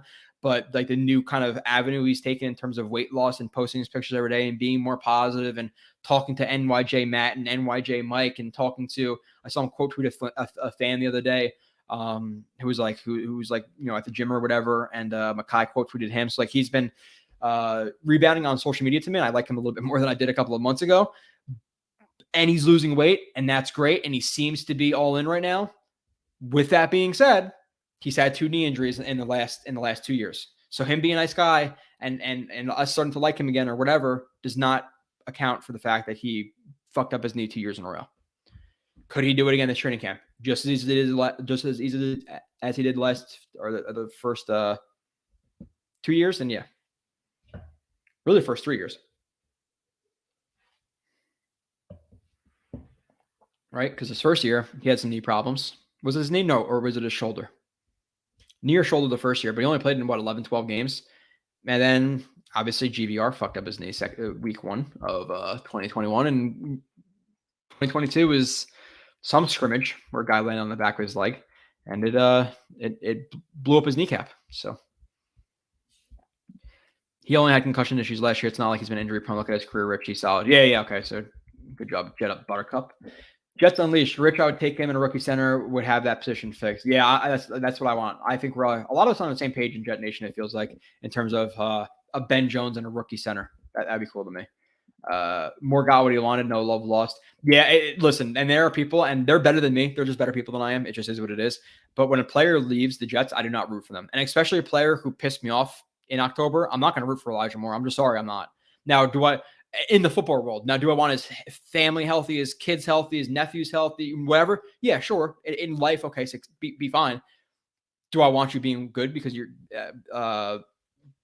especially we've been on the Jets in the past? No.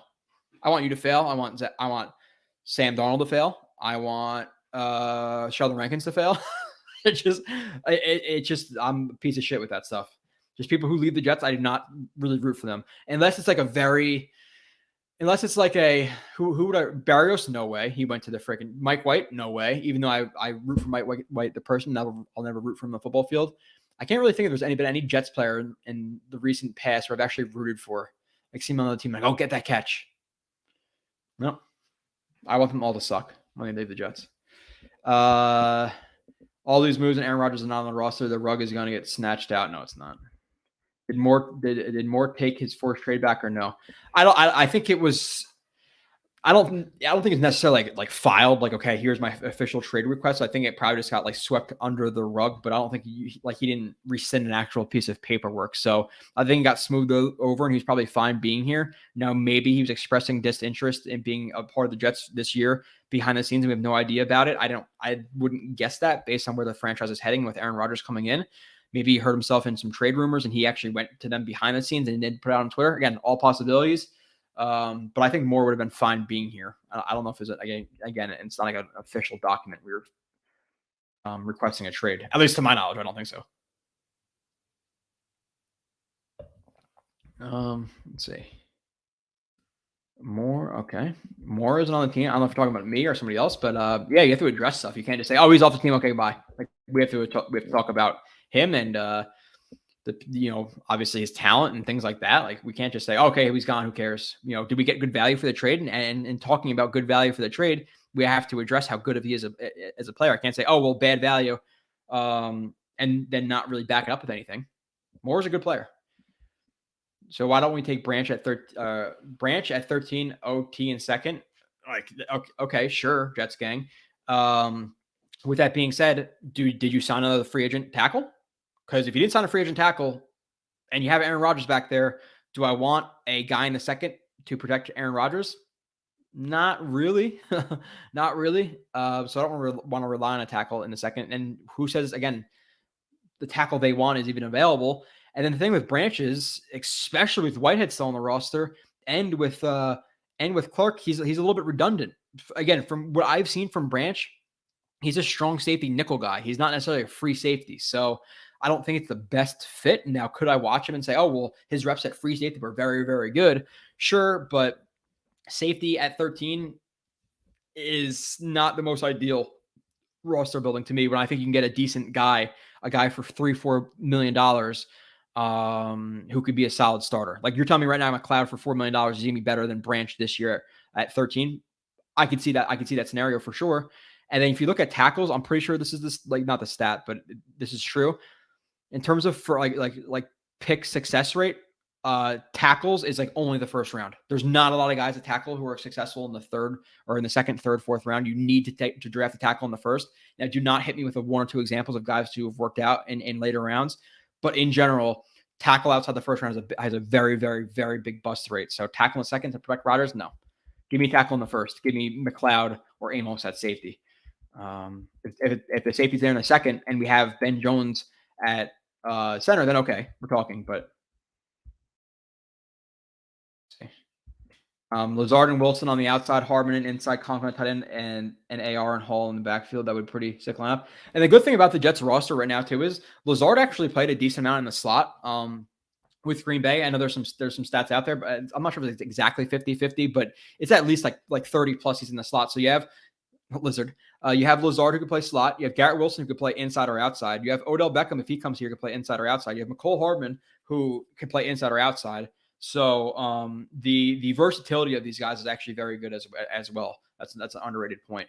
Conklin at tight end and Hall in the backfield. Yeah, that's a pretty good lineup there. You even mentioned Beckham. Now take out Conklin and put in Beckham. Okay. I'm cool with it. The way I see it is from Swolzy. The way I see it, if we get OBJ, you must sign a quality wide receiver as a backup and move on from Corey to not. Yeah. You're moving on from Corey. Now, I think the quality receiver as a backup would be McCole Hardman. Like, I don't think they're going to have to sign DJ Chark as the 5th because OBJ is the 3. I think that would be McCole Hardman, and then Cobb is there. You can't invest too much. Like, at the end of the day, if you sign Beckham for $9 million, you have a wide receiver 4 who can make up to $6.5 million. That's a lot of capital invested into receivers. So do I think you could, again, in a perfect world, yeah, get a good guy at 5, but I need that safety, that D tackle, that center over wide receiver 5, if you feel what I'm saying. In a perfect world, yeah, sure. But realistically, McCole Hardman is a pretty expensive number 4 at this point, assuming we sign Odell, which it seems like all signs are pointing to. Yeah, so you're talking, Sneakers and Boots is talking about Odell and agreeing to stipulations that JD would put into the contract stats, but more importantly, character and off the field issues. Now, I don't think you're hoping you have to talk with him, and okay, you can brush off the airplane stuff, whatever it is, if they even bring it up. But to bring up to a guy in a contract negotiation saying, hey, you need to not have any off the field issues, you're going to lose some type of financial component. I don't think that happens. I think it's incentive based. Okay, do you play the full season? Do you play 15 games? Do we make the playoffs? I don't think it'll be playoffs. I think it's playing time. Hey, it's $10 million if you play the full season. If you play 80% of the season, it's $8 million, whatever that would be. I see something like that, but not necessarily. I don't know. Salvatore, what's the move with center and free safety? I think free safety is one of Amos, Taylor Rapp, one of those guys, and I think it's Ben Jones. I really do. Anyone thought they would keep Davis? Rodgers has had good things to say about him in the past. It's just too much. Like, Mike, again, ideally, would you like Davis or Hardman to be your 4, your 5, or Lazard to be your 4, your 5? Yeah, sure. But having a 6, let's just say it's Hardman as your 5, having a $6.5 million wide receiver 5 when you don't have a starting free safety is very, very bad resource allocation. You just can't. Ideally, okay, Madden with salary cap off, yeah, sure. Hardman as my 5 would be awesome.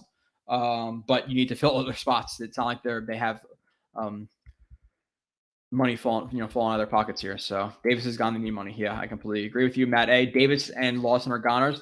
Davis, I'm more confident. I could see them restructuring with Lawson, bringing his cap hit a little bit down or stretching out a little bit farther into a couple of years, and keeping a really deep line or defensive line rotation. Davis is definitely on to me. Lawson, I see there being a chance at least. I don't think he's a lock to go, depending on all the financial kind of gymnastics they're going to have to do over the next couple of weeks. It's going to be interesting to see exactly how they do that. But Wild Wave, why am Michael Carter acting like a sissy? Yeah, so, and again, like, I don't want to speak for people and like whatever it is, but I did find it strange on Twitter. And again, you guys can tell me, but he has a black profile picture, just all black. So I don't know if he had like a picture of him with the Jets or anything like that. So I don't know if he removed the Jets from that. And then in his profile, like the bio, it just says business, and it has like a sports agency. And he's talking about like he puts out like leave me alone. The more things change, the more they stay the same, and all this stuff. It's being a little bit weird. Now it could be completely not involved in this in this whole Elijah Moore thing and the Ezekiel Elliott rumor, but I don't know. I'm hoping he's not gone too. I love Carter. Now, could I see them freaking getting Zeke Elliott and trading Michael Carter? Like, that would suck. That would really suck. But again, I don't know how Zeke fits if you get him. And I would be mad, honestly, replacing Zeke with Michael Carter. Michael Carter had one very good year and one not so good year. So does he does he bounce back to being a solid backup? Yeah, I think it's possible. Zeke has like 19,000 carries on his body right now. Whitehead is liked by the coaching staff more than we'd like to admit, based on what? The Jets are destination. A lot of vets are waiting on the Jets. Yeah. We have Finger Lakes Jet fan, and we have Cayuga Lake Jet fan. All right. Wonder if you guys know each other. But yeah, I think a few will wait. Maybe Calais Campbell's, maybe the Al Woods, maybe the guys who actually want to go to a team who can win a Super Bowl. They'll wait. There'll be guys out there who are those bounty hunters. But the Jets have to get Rodgers first, right? What's up, Daniel Murphy? Says what's up to Joe in the chat. JD is very patient. Let the man work. Yeah, again, we knew this was going to be a slower free agency, and they really weren't going to be able to make a lot of splashes. So if you saw the Jets be very active in day one of free agency, it was going to be at a few flashy spots. Again, Orlando Brown, a D tackle, whatever. And then there's going to be a lot of holes where I'd rather see them this year make maybe a splash. Like maybe you trade for a Buckner, which would be freaking crazy. I really doubt it. But I'd rather see the positions filled with nice mid-level guys and make 1 or 2 splashes at a few spots and have holes elsewhere. I'd rather fill out the roster. So you do that smartly in wave 2 and 3 of free agency. You don't go paying, top dollar on day 1, 2, 3, 4, 5. And again, there are still plenty of guys in free agency right now who are going to cost at least, some type of money, but who are going to be upgrades for the Jets. Again, you upgrade D tackle or you get a solid D tackle. Great. You get a better safety than Jordan, last year that can upgrade the secondary, very much. So I don't know. See, very good. Salvatore, Judy is very patient. We don't need Cobb. We don't need corner in the Cobb. Elijah was good enough. Yeah, so Cobb is a direct replacement for Elijah Moore. Is that what we're saying here? Because Elijah Moore was wide receiver 2. Cobb is wide receiver 5. So that's not at all. They're not at all related. They're completely different. They're filling completely different roles in the Jets roster this year. If Cobb is a replacement for Elijah Moore, I'm gonna have serious fucking problems. If Odell Beckham replaces Elijah, okay, I'm cool with it. I get it. It is what it is. He requested a trade. Rodgers likes OBJ. All right, cool. Cobb is not replacing Elijah Moore, though. Cobb is a true pro AR-12s guy, easy move. Yeah, again, who cares? Wide receiver 5 for $1 million. Wide receiver 5 taking all day. Joe, do you want OBJ or not? It's like, again, in a vacuum, do I prefer a trade for a Mike Evans, like a big dick trade for freaking DeAndre Hopkins? Sure. Would I have preferred to just stay with Elijah Moore? Yeah, probably. At this point, based on what free agency is looking like, what receivers are out there, the capital that's going to cost to invest in a Hopkins or an Evans versus getting OBJ on the open market, I want OBJ. Now, again, it's not saying I would be interested in a trade for Evans or Hopkins, but right now, yeah, give me OBJ because who else is out there? I'm personally not comfortable with Garrett Wilson, Lazard, who I think is a decent number 2 or like a really good number 3, and McCole Hardman as your 3. That's not good enough. Odell could still be a legitimate number 2, very good receiver. Now, obviously, injuries, all that stuff, and a little bit volatile, but you add OBJ to that mix. Okay, cool. Just having, Hardman, and again, this is assuming Corey Davis is gone, but just having Hardman, Wilson, and what's his face is not enough. But we're just forgetting about Hardman, Wilson, and well, Davis would be gone, right? Yeah, there's no way. That was complete brain fart. Salvatore, what's Ruckert's role? You think he gets time over Uzama? Maybe as a blocker, maybe as like a fullback this year. And I'm not sure how much it's going to be because how much is Nick Bawden going to make, or is Nick Bawden going to make the team? If Nick Bawden makes the team, I see Jeremy Ruckert's roles being less. If Nick Bawden is here, I could see it being as on a play where you're the fullback and he leaks out for a wheel route. Okay, it's probably him over Bawden. But if Bawden's here, I think it's probably him over Ruckert for the most part. And I think that's where you'd see him more than Uzama. Uzama could fill that role as well, but I don't see him doing it over Bawden either. Do I see him getting like reps over Uzama as a wide tight end? Probably not. Could it happen? Yeah, it could. But do if I had to predict, I would say not. In terms of him getting playing time over Uzama, I think Ruckert's real battle is Bawden at this point in terms of seeing reps. So Harmon's only 25, yes. I'm going to have to get more water. My mouth is dry as hell. McGovern, 2-year, $10 million would be a great value for a usable player. Yeah, like you look at the center. Where are the centers? Let me find centers right here.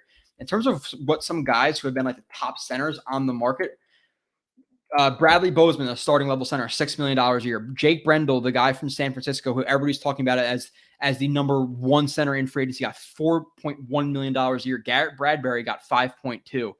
Kelsey got $14 million. And then past that, there's really not a lot of big ones. So if you're talking about Bradbury, Brendel, Bozeman, all that between $4 and $6 million, yeah, you could probably get McGovern for 5.5 for 2 years. 2 years, 10 million, 11 million, 12 million max. I would take that. Now, do I prefer Ben Jones? Oh, yeah, probably. I probably do.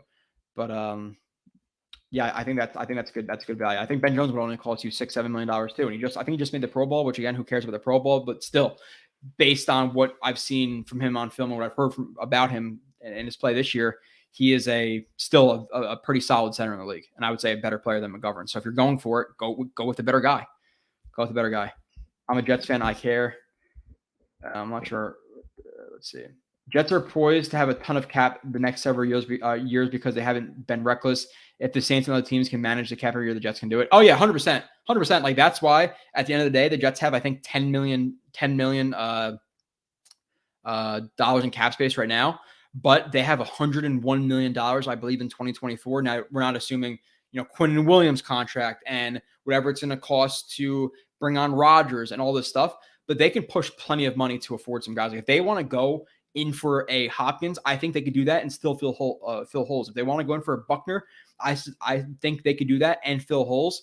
But again, you're going to take some big hits in 25, 26. But at the end of the day, if you're saying, hey, you'll suffer a little bit in 2026 because you have DeForest Buckner next to Quinn Williams while you're trying to make a Super Bowl run, then shit, sign me up. So, Donovan Smith buzz. Yeah, like that's almost, and you talk about the tackle from Tampa for people who don't know. 35, 34, like 34, 35, maybe 36. I know we had a down year last year. He wasn't very good, but let's say the Jets go into the draft and they miss out on a tackle at 13 and they miss out the rest of the draft and they're really kind of in a shitty spot. Could I see a Donovan Smith come in? Sure. But to me, I'd rather go into the draft hoping for a Skronsky at 13 than give Donovan Smith a contract right now just based on how the draft is looking. So I think it's a possibility that he could be at least a guy to compete. I wonder if he's ever played right tackle, because if he's only played left tackle, you have him and Brown at left tackle and then have Beckham and Mitchell at right tackle. It's obviously still not an ideal situation. If Donovan Smith was to be brought in here, I'd rather have Skronsky at tackle. Sure. So I don't know what's going on with a couple people talking about Zach Wilson and bandwagon fans and stuff right now. That's where I am in the chat. I'm a couple minutes behind. Rodgers is the best passer of the ball in NFL history, in my opinion. Dude, it's pretty. It is pretty. And I'm watching Rodgers at 37, 38 years old, 39 years old, whatever it is, and not him at 30 years old. Like, I can't even imagine when he was like 9 years ago. His arm is still there. It definitely is. Maybe he's lost a little bit of it. But in terms of best passer of the ball, yeah, it's him. Like, obviously Brady's the better quarterback, but passer of the ball, he's better than Brady. Now, does Mahomes have something to say about that? Probably. Mahomes, Rodgers. But Rodgers, dude, the way he flicks his wrist and can throw a ball 60 yards, throw it with really good anticipation, throw it with really good accuracy, just consistently hit flats perfectly. Like he's very, very good. So, can you get a camera from the evidence room? We don't have no, I can't, because that would be stealing and I would get arrested and I would lose my job and I would lose a very good pension. So, no, I'm not gonna do that. And two, it's not a camera. It's legitimately like the computer. It's a Mac. So. Trade, absolutely not. Trade sauce for Devontae. That's serious. That's not serious, right? It's like a new troll. Chase Daniel isn't a bad option. Not gonna lie. Now listen, Chase Daniel. Well, he's the backup of the Chiefs for years, right? If I'm not mistaken. Like when he sees action, he's not too bad. Brian Hoyer's out there. Teddy Bridgewater, like. And it's sad to say that I trust Chase Daniel right now to take a rep over Zach Wilson, but it's true. It is true. And he's going to cost you, what, $2 million? So, but I'm taking Bridgewater. I'm with Snoopy. Bridgewater is fragile. Yeah, it's not necessarily, it's not true, but if he's going to sign to play, hopefully 0 games, but hopefully worst case scenario, 2 or 3 games, I think he can last. Eddie or Chase are the best option as of now. Yeah. Thoughts on Zach as QB2? I'm not doing it. It's just, the way he played last year, it was beyond bad backup level. Like you're looking at guys who are backup level players who are playing better than him. Whether it be Taylor Heineke or obviously Brissett is a higher tier backup or whoever, Winston, whatever the options you want to talk about as higher tier backups. He was definitely far below those guys. Mike White's is a decent level backup. He's way far below that guy. I think Bridgewater at this point is a decent backup, and you're taking Bridgewater right now for a drive, you're taking Zach. Like, be realistic. Zach was very, very, very, very, very, very, very bad last year. Very, very bad. He was much better in his first year. He regressed. He rides that mental roller coaster. If he makes one bad play, it's over. It's over. It's over. I'm like really trying. There's 200 people in here, and I'm really trying to find a time to get water. My mouth is so fucking dry right now, but I gotta keep getting to the chat. So I might pause it. I just don't want to lose a couple people here. Yeah, F Elijah now. Yeah, I'm not. Just everybody who leaves the Jets, especially when you requested a trade from the Jets a couple of months ago and you're on a 3-game winning streak. I couldn't give 2 fucks less if Elijah Moore succeeds. Again, do I want him to get personally hurt in real life? No. Do I want him to be a good football player for the Browns? Fuck that. I hope he has no catches this year. Do you have OBJ? No, not yet. I don't think. When are the film breakdown videos going to start coming out for the draft prospects? See, like, that's the thing. I don't know if you've been following for a while, but typically I would do like 10 to 15 guys. And this year with the whole Aaron Rodgers thing, I just didn't do a lot. So I might push out Skoronski, Paris Johnson, and maybe if I finish Broderick Jones, but that's the most I could see myself doing, just based on not knowing exactly what the trade compensation is, and then wanting to get a head start on free agents, because I can get a couple of guys done before the draft. Like, I can get, Rodgers will be done in a couple of days. I can get Clark done, Lazard done, and maybe OBJ done by the draft. And that would be awesome for me. But with that being said, I'm going to apologize. This year's going to be more free agency heavy than draft heavy, but it's really uncertain with pick 13. Demario Davis, I'm talking about JoJo. It's been nice to see you again. Or it's been nice to see you again, Mekhi Becton. Although if we can drink, I believe last year was injured because it wasn't fully healed. I believe that. I believe that did have to do with his weight and diet. No, I don't think so. So if you actually listen to some doctors, they say that once you injure that knee once and you get that surgery, there's a very, very high risk of injuring it a second time, and that's exactly what happened. So I don't think it was because of weight or diet. Now, did weight or diet help him? If you're assuming, okay, his weight ballooned up because of his diet, does putting 390 pounds or 400 pounds on a recovering knee help? No, in no world it does. But is that the sole reason for the injury? No, because again, it's been shown with that injury that it's high risk. It's a high risk injury in terms of getting injured again. OBJ, please stay healthy. Again, yeah, year and a half off. You'd hope, but you never know. 2 ACLs back to back. It's kind of sketchy. But again, if you watch him at the end of that season with the Rams in the Super Bowl, or that playoff run, he's still explosive and he still has really good hands. And that workout I watched of him the other day, however long it was, a minute, 2 minutes, he's still explosive. So it's not like, oh, he's now, is he Odell Beckham when he's 24 years old? No. But do I think he's more explosive than not? Yeah. Like, he's not a middling player right now. Like, his explosion is still very much there. He's 30, it is what it is. Like, there's still some good receivers at 30 years old. Look, Devontae is 30 years old. DeAndre Hopkins is 31. So, and again, we're not asking Odell Beckham to be what he was with the Giants. If we sign him, he's going to be wide receiver 2 or 3, him and Lazard. If it works out well, I would say OBJ is wide receiver 2, because I think his ceiling is higher than Lazard for this specific season. But even if he's receiver 2, he's option 3 in the offense, not option 1 like he was with the Giants. Obviously, you're gonna have Garrett Wilson's gonna get more targets than him, and Breece Hall should get more carries than him, obviously, when he's healthy. So, football's a game of injury. You never have enough. Yep. Do you have offensive? I don't know what's going on. Since we're trading drama queens, is Michael Carter next? Yeah, I don't want to be there too early on Michael Carter, but he hasn't. He's shown some signs, right? He's shown some signs. That's all I'm gonna say right now. Is Streveler still on the team? I don't believe so. Unless, did they sign him to a future reserve contract? They actually might have. I think Streveler is on the team.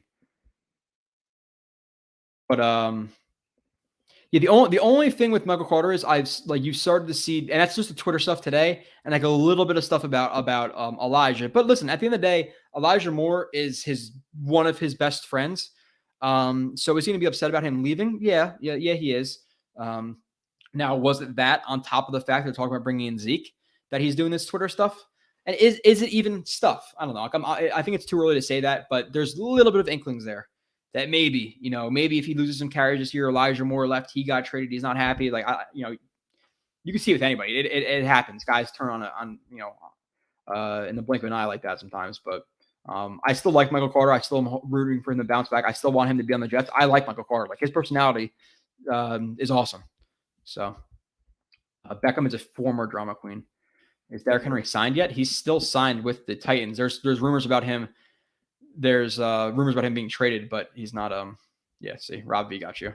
There you go, Rob V. I didn't have to answer. Why don't we sign Tannehill as a backup? Is it possible? No.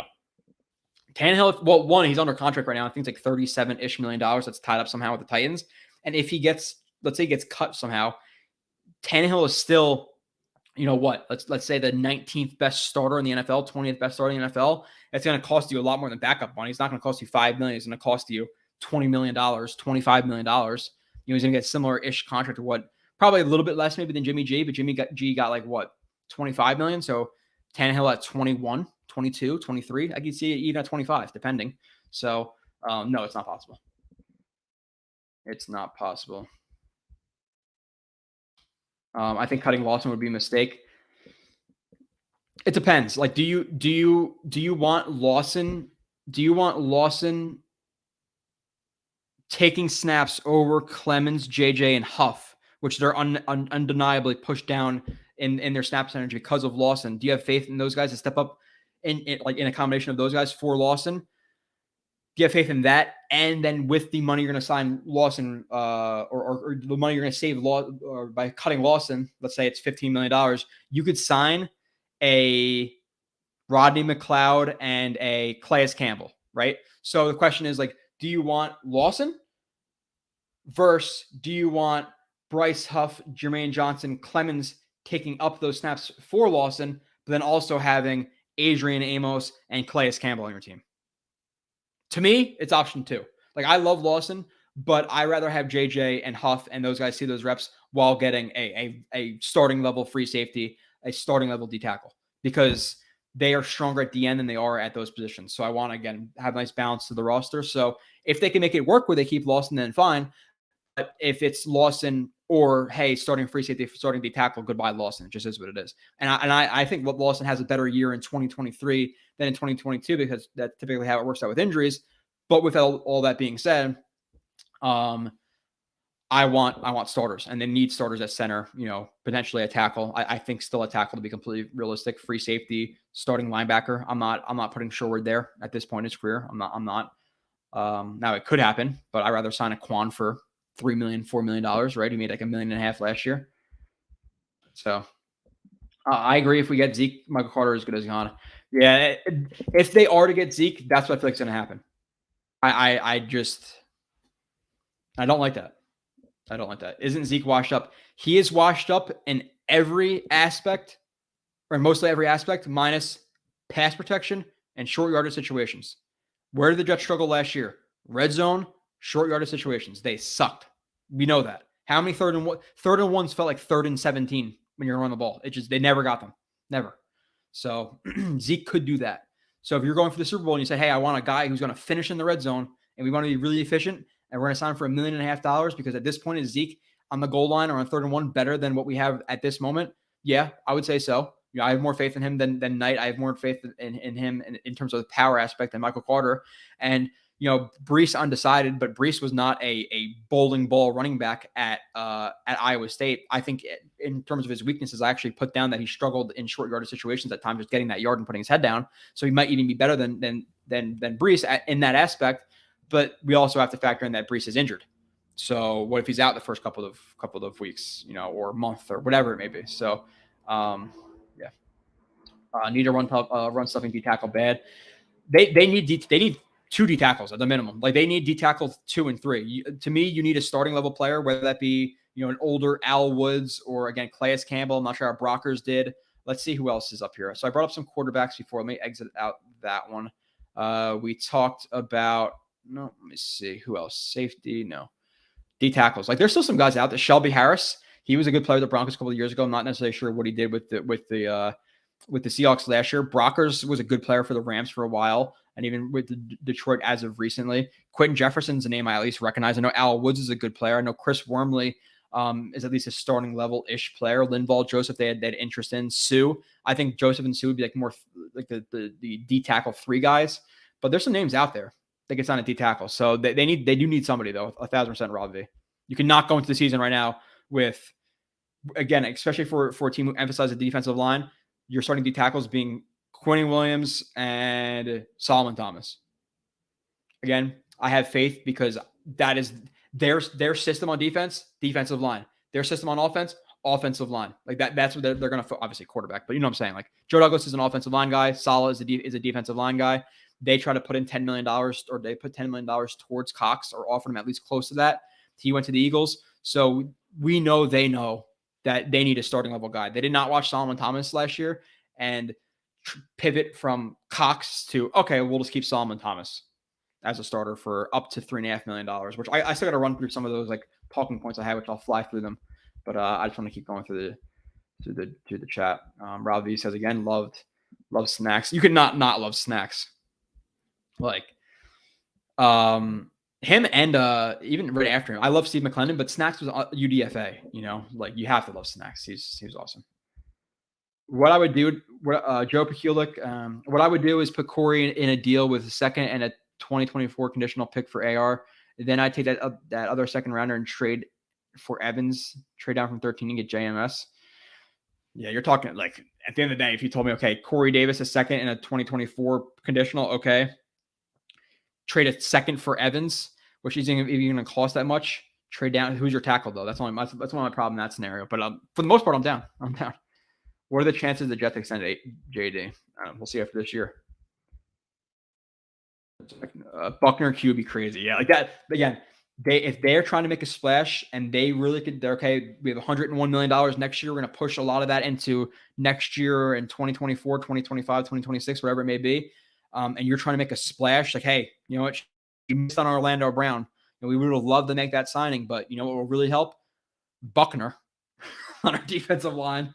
Fuck it, like completely transition to the defense. Now, at the end of the day, I said before free agency, if I could have made a splash, it would have been on the offensive side of the ball, whether it be at receiver, whether it be at center, whether it be at tackle. But assuming those avenues are exhausted when they trade for Buckner, is Buckner a good consolation prize for whatever it's going to cost? Fuck yeah. Can you imagine? Can you imagine Quinton Williams, Buckner, you know, Huff, all those guys, JJ, JFM, Sauce, dude, we're going to be top 5 again to get Buckner. Jesus, dude.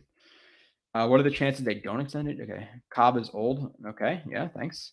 So is Aaron Rodgers. So is Thomas Morstead. So is Greg Zuerlein. So are some backups. You don't have to have, it's not Madden. You don't have to have a 24-year-old wide receiver 5. If the 32-year-old wide receiver 5 is better than the 24-year-old wide receiver 5, give me the 32-year-old. It's wide receiver 5. Who gives a shit? Why do we care about Cobb being old? He fills a role for a year. Wait, saw this video earlier. Why is this live? I don't know what you're talking about. Let's see. I saw the same question just a bit ago. I don't know what you guys are talking about. Did it like restart or something? I don't know what's going on. You guys are bugging me out. Harden is going to be a return man. Harden? Talking about Hardy? He doesn't return punts. Right now, you're looking at McCole Hardman as your punt returner and Zonovan Knight as your kick returner. That's what I would say. What are we talking about with? I don't know if we're talking about Braxton Berrios here, but we're talking about Braxton Berrios and how good or how good or not good he was at a punt return. He was terrible last year. He was terrible. Why is my phone blowing up? Something happened? All right, nothing happened. Oh, okay. Family freaking group text got me. I just started buzzing. I thought something happened on Twitter. If we still don't have Rodgers by draft day, would you be tempted to pick? No. They're gonna. Rodgers is a Jet. He's a Jet. 99.9% sure. Somehow, some way, whenever it is, he's going to be on the Jets. I'm going to say it's going to be by the draft. I really think it's going to be the next week or two. The Packers want the picks. They want at least a pick this year. I don't think they're just going to push it off to next year. They want to surround. You know, one of the big reasons they're moving on from Rodgers is love. And if you want to figure out what love is, you surround him with players. And just saying, oh, well, we'll skip on this year's second round pick for next year's second round pick, which this year's they can get 43 or 44, whatever it is. You're hoping our second round pick next year is 64, 63. So they want that capital. They know they can't keep him on their salary going forward. especially with having to extend, I think, Jordan Love, the 5th-year option, by like May something, right? So it's going to happen by the draft. But no, even if no. Rich, Joe, I'm late, but what's up, dude? Best content out there. I appreciate you. Rich, Lyle Collins, not sure how he did last year. I don't think it was amazing. Or was he injured? I'm not sure. Everyone hit the like button. Also, we need a center. Yes. As soon as I catch up to the chat, I'm 12 minutes behind. I'm running to get water because I'm dying.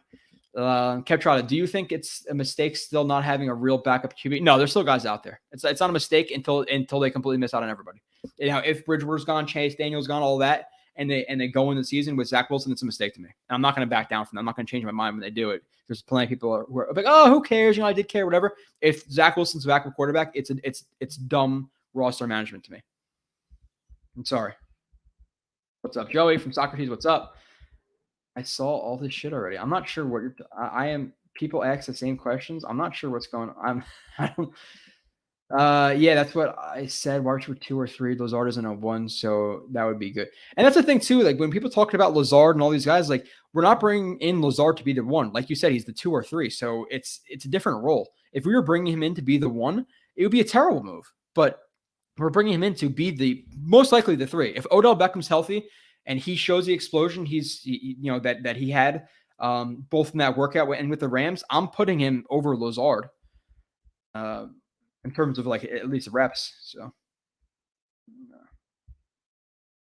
keep going. I'm almost caught up.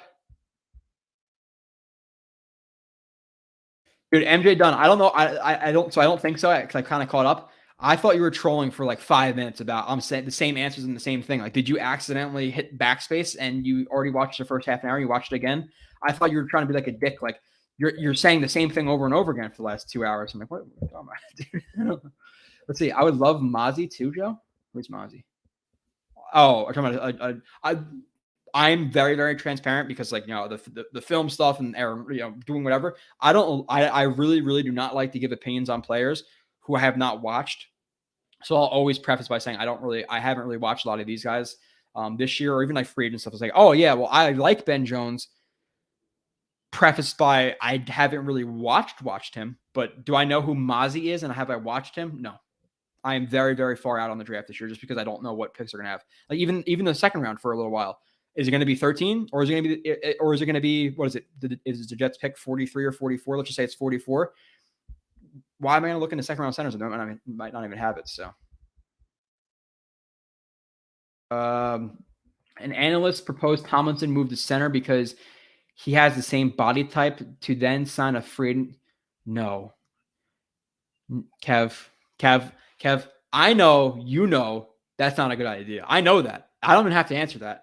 Tomlinson has only been a guard. He sucked at guard last year, and now you're going to pay him $17 million to play center, where he's most likely going to be worse than he was at guard.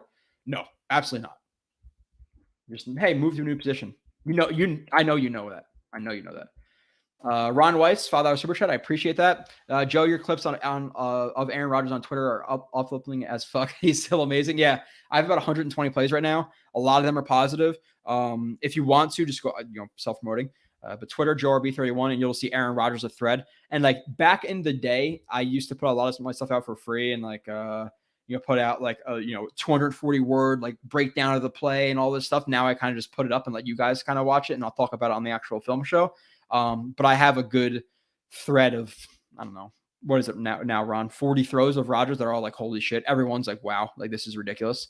It's very fun to watch him. So,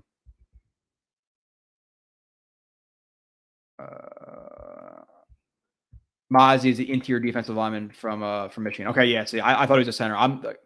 I am not into the draft this year. And I don't act like I do.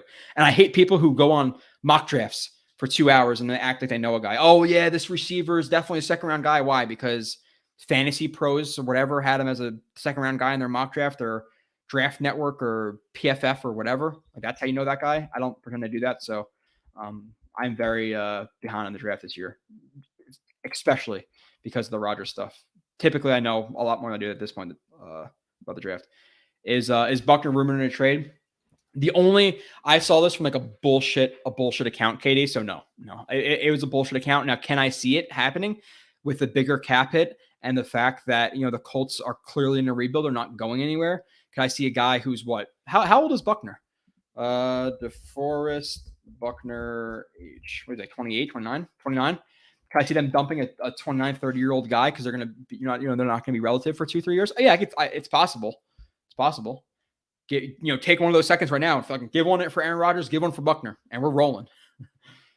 That would be ridiculous. But at the end of the day, would I rather have Mike Evans? Yeah. So the whole Moore drama, we'd have been screwed if we traded for AJ Brown. Yeah, can you imagine? Can you imagine Brown and Moore on the Jets last year? You're completely right, boss. I didn't think about that. Same Joe, uncertainty about which picks we keep has kept. Yeah. It's just so much work. And like I don't have to preach this to you guys, but like you guys know, obviously I have a full-time job and I do this, and 8 hours of Aaron Rodgers coming in, all the time it takes behind the scenes to actually watch it, clip it, prepare it, do all this stuff. It takes me a lot of time. So when it's so uncertain and you're doing what each guy is going to take me, each guy is a minimum of, I don't even know, rough guesstimate, 15 to 20 hours of time to do. No, maybe 10 to 15 of 10 to 15 hours of time to do. And then I put out a video and nobody really watches it because he's not a Jet yet. Or he doesn't go to the Jets, and it's kind of a waste of time. Like I'd rather do guys who are here to really allocate my time properly. And especially more so in a year where I don't know if they're going to have 13. I don't know if they're going to have 44. So then I might be wasting a fuck ton of time. Like that's why I really started slow with the tackles. So let's see. Hey, Joe, got to do our own research. I don't care what any draft guys say. However, I hold your opinion on players. Oh, I appreciate that, Robbie. I do. It's just if I watch them, then sure, I appreciate that. If I don't, then don't give two shits what I say. Don't give two shits what anybody says.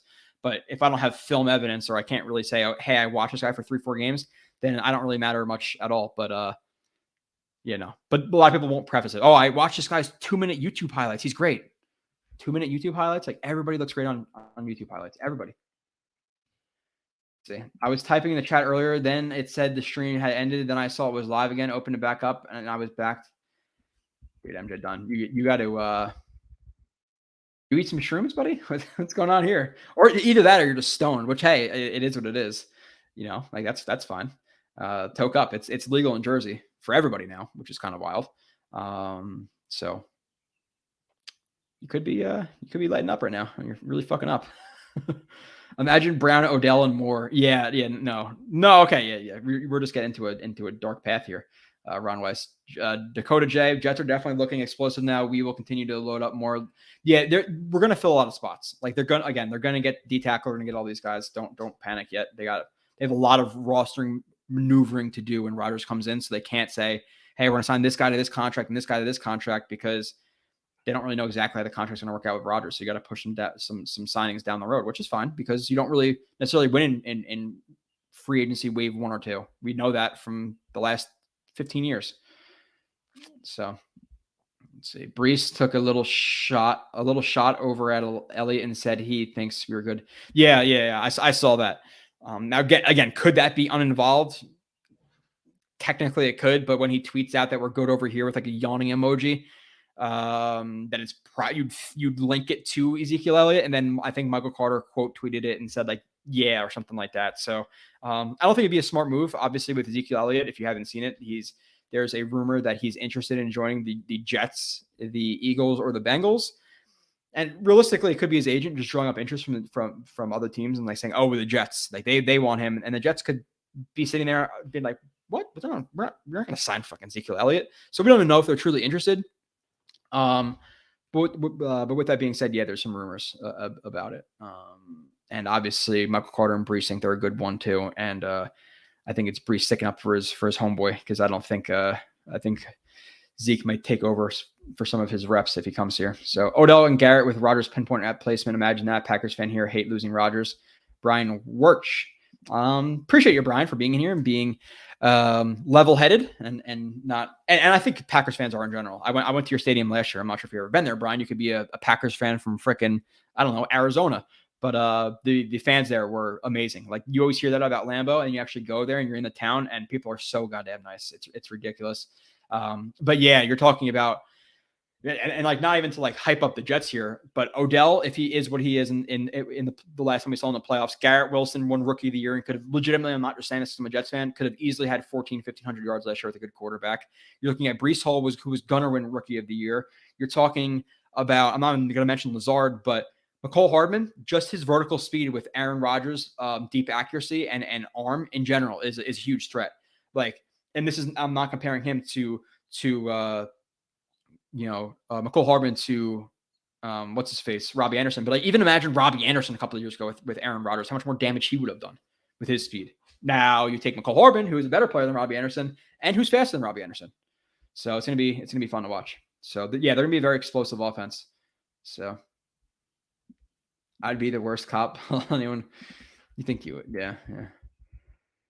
It's not like I've seen some things in the back of cars like, we need the extra cap spaces to sign any June 1st cuts.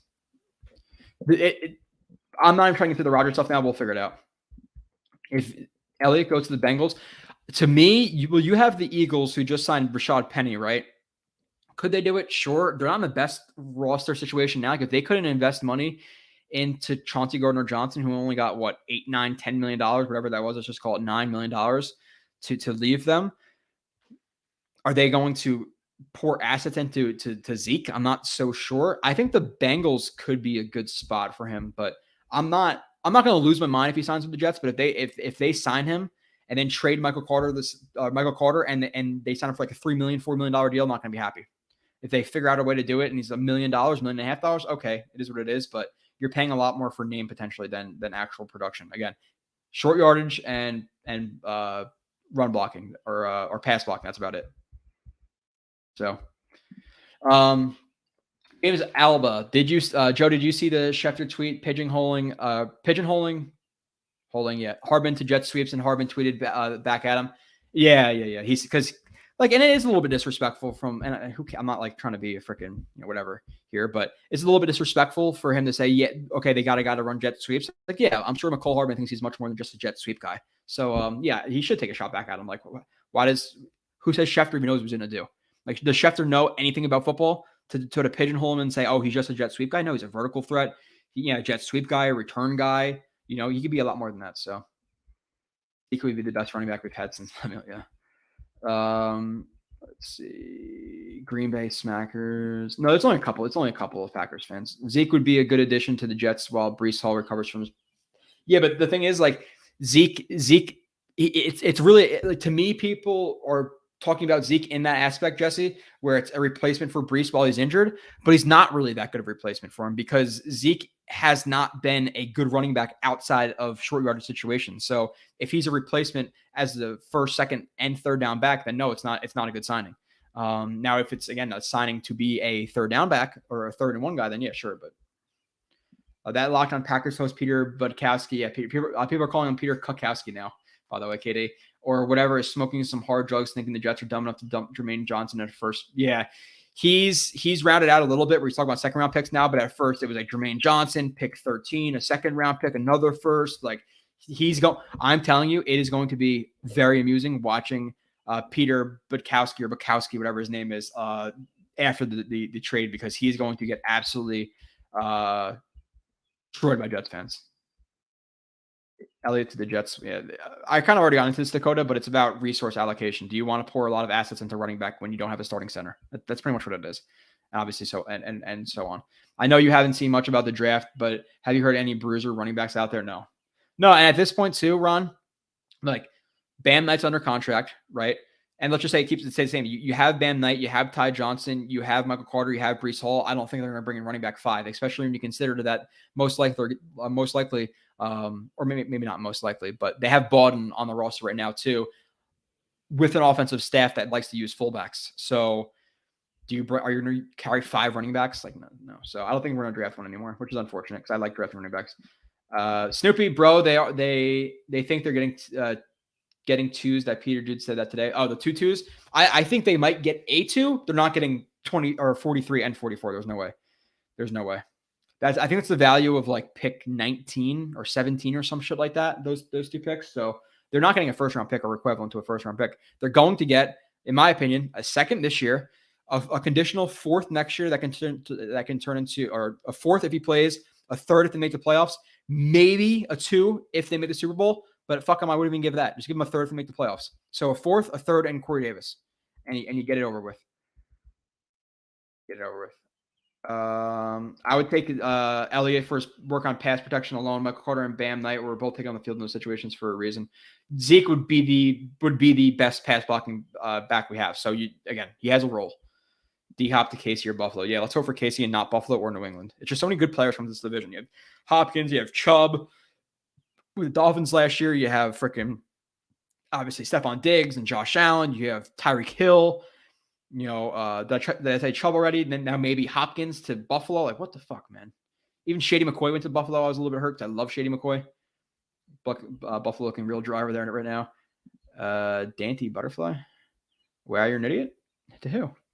Dante, who's an idiot? Why? Why are they an idiot? If you're talking about the trade compensation, I would like you to revisit this podcast or this show after, because you are not getting a lot for a guy who's 39 years old who's might only play for 1 year with his contract. There's just no way. Now, if you're talking about 32-year-old Aaron Rodgers, different story, but you're factoring in contract and the fact that he's going to play for 1 year. If you get a 2 for 1 year of Aaron Rodgers, that's good. Now the conditional comes in if he plays. If he plays, okay, give him a third. I'm talking fourth and the third and Corey Davis. Yeah, sure. But if you think you're getting a first or 2 2s, absolutely no way. It's not going to happen. It's just not happening. Davis is F for Buffalo. Not really scary. Sauce, lock him up. Yeah. Gabe Davis is not. He's not a good number 2. He's not even good. He's really number 3 in a good offense and a good receiving core. Where'd Chubb go?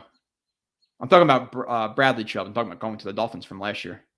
Please, let's see. Dude, I'm telling you, it's not. RJ MacPot, I'm telling you, it's just a scratch. If I could clean it, I would. I'm sorry. I try to hide it in the fan, but I apologize, RJ. I'm thinking I'm the idiot tonight. Beckham for Rodgers trade up, sure. Kev Trotter, this year's draft class isn't really good. Why not trade 13 to the Packers for their 15 and also give them one of the second round picks? Well, that's also assuming, like, and people talk about this too with the Packers, that they want to trade up from 15 to 13. What if just like you, Jesse, they're saying this draft isn't very good. Why are we going to take a 2-spot trade up? Do they like a guy at 13? Is there a guy they even think worth taking at 13? Would they rather have a pick at 27? Like, we're just assuming the Packers would want to trade up 2 spots. Because the draft does not seem very, very good this year. So what's the difference between pick 13 and 22 this year? It doesn't seem like a drastic difference. So do the Packers value a 2-spot jump? I'm not sure. But yeah, if you're telling me the trade package right now is a move from 13 to 15 and one of the second round picks, okay, do it. Sure. Because what's the value? Like, I don't want to do the trade chart, but what's the value from 15 to 13 or 13 to 15? I don't know. Sauce locked up everything he faced besides Cooper. Yeah, Cooper, he had that one play versus Diggs. Yeah, he really didn't get burned by anybody. But Cooper, that was definitely his biggest struggle, Snoopy, which it's because he's a route runner. So.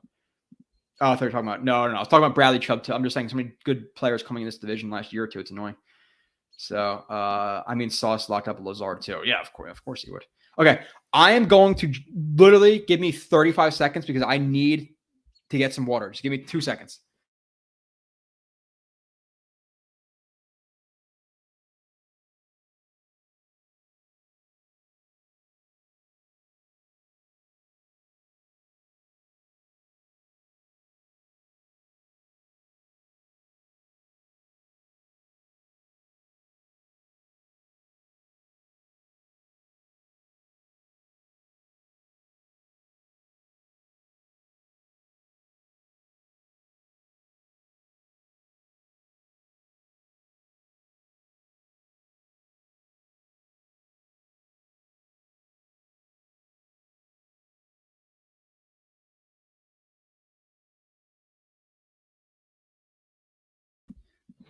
All right, let's see.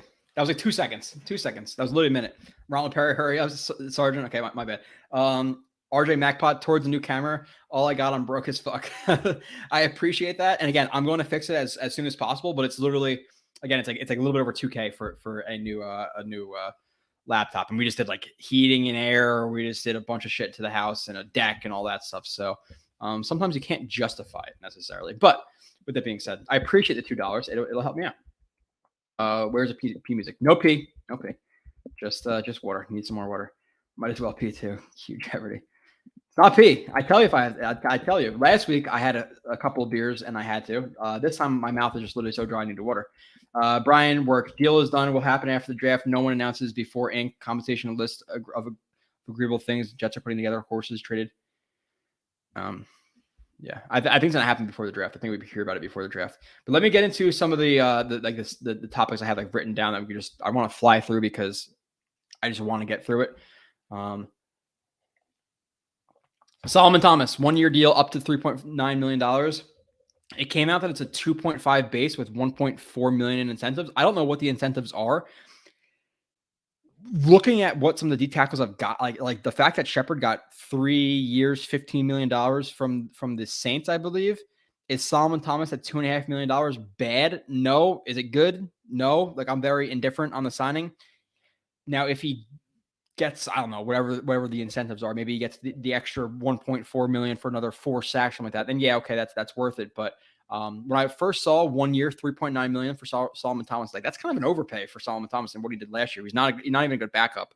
2.5, okay, I get it. And you hope he, gets the incentives, or maybe you hope he doesn't get the incentives. But it was a fine signing. Obviously, at that point, the Jets only had 2 other deep tackles on the roster between Quinnen Williams and Tanzel Smart. So small news. We got to talk about the small news a little bit. Solomon Thomas did improve towards the end of the season. He started to make more plays the last 3 or 4 weeks of the season. So hopefully whatever happened at those last 3 or 4 weeks, he continues to do that into this season. He's a better backup. But last year he was bad as a backup. Like when you saw Nathan Shepard and Solomon Thomas come in, it was a problem. They were not good as backups. So you'd hope that he would be better than that. Other than that, Feeney, Barrios, and White gone to the Dolphins. Good riddance. It seems like there's so many players trading teams between the AFC East, but it makes sense, I guess. Like I don't necessarily know about Feeney. Am I losing sleep over Feeney leaving? No. Barrios. Do we even know the contract? Does anyone know the contract in the chat? I'm not sure, but Barrios was overpaid from the jump.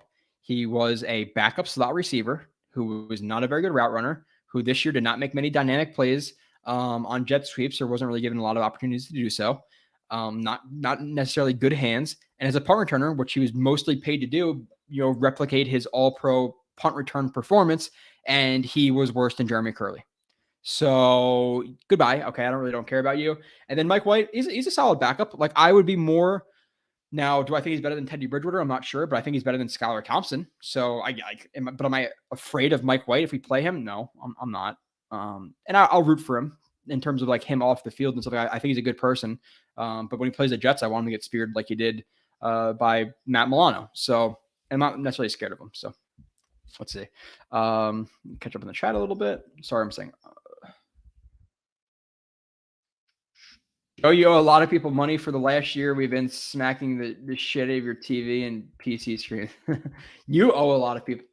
Hold on, what do I owe people money? For the last year, we have been smacking the shit out of our TV and PC screens. Oh, you're talking about for the scratchy again. I'm sorry. I don't know how that happened. This computer is like 7-8 years old, so it's going to happen eventually.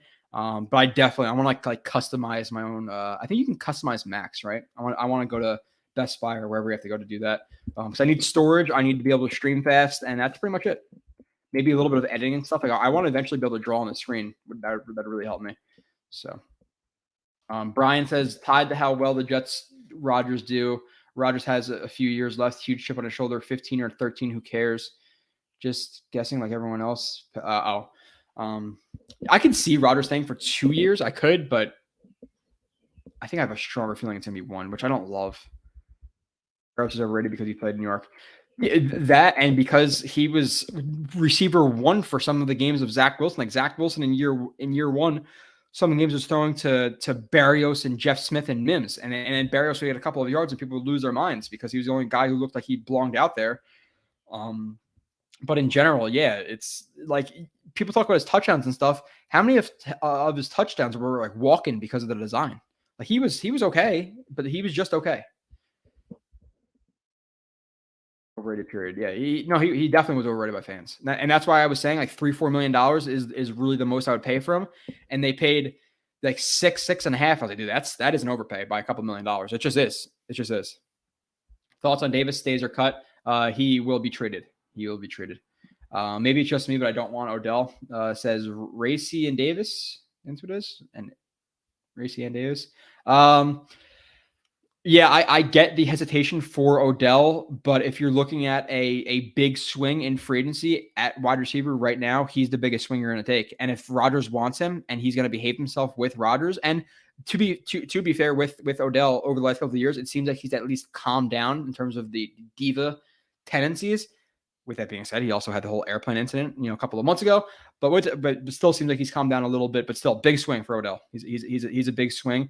And like Snoopy says, we need Odell at this point. I agree.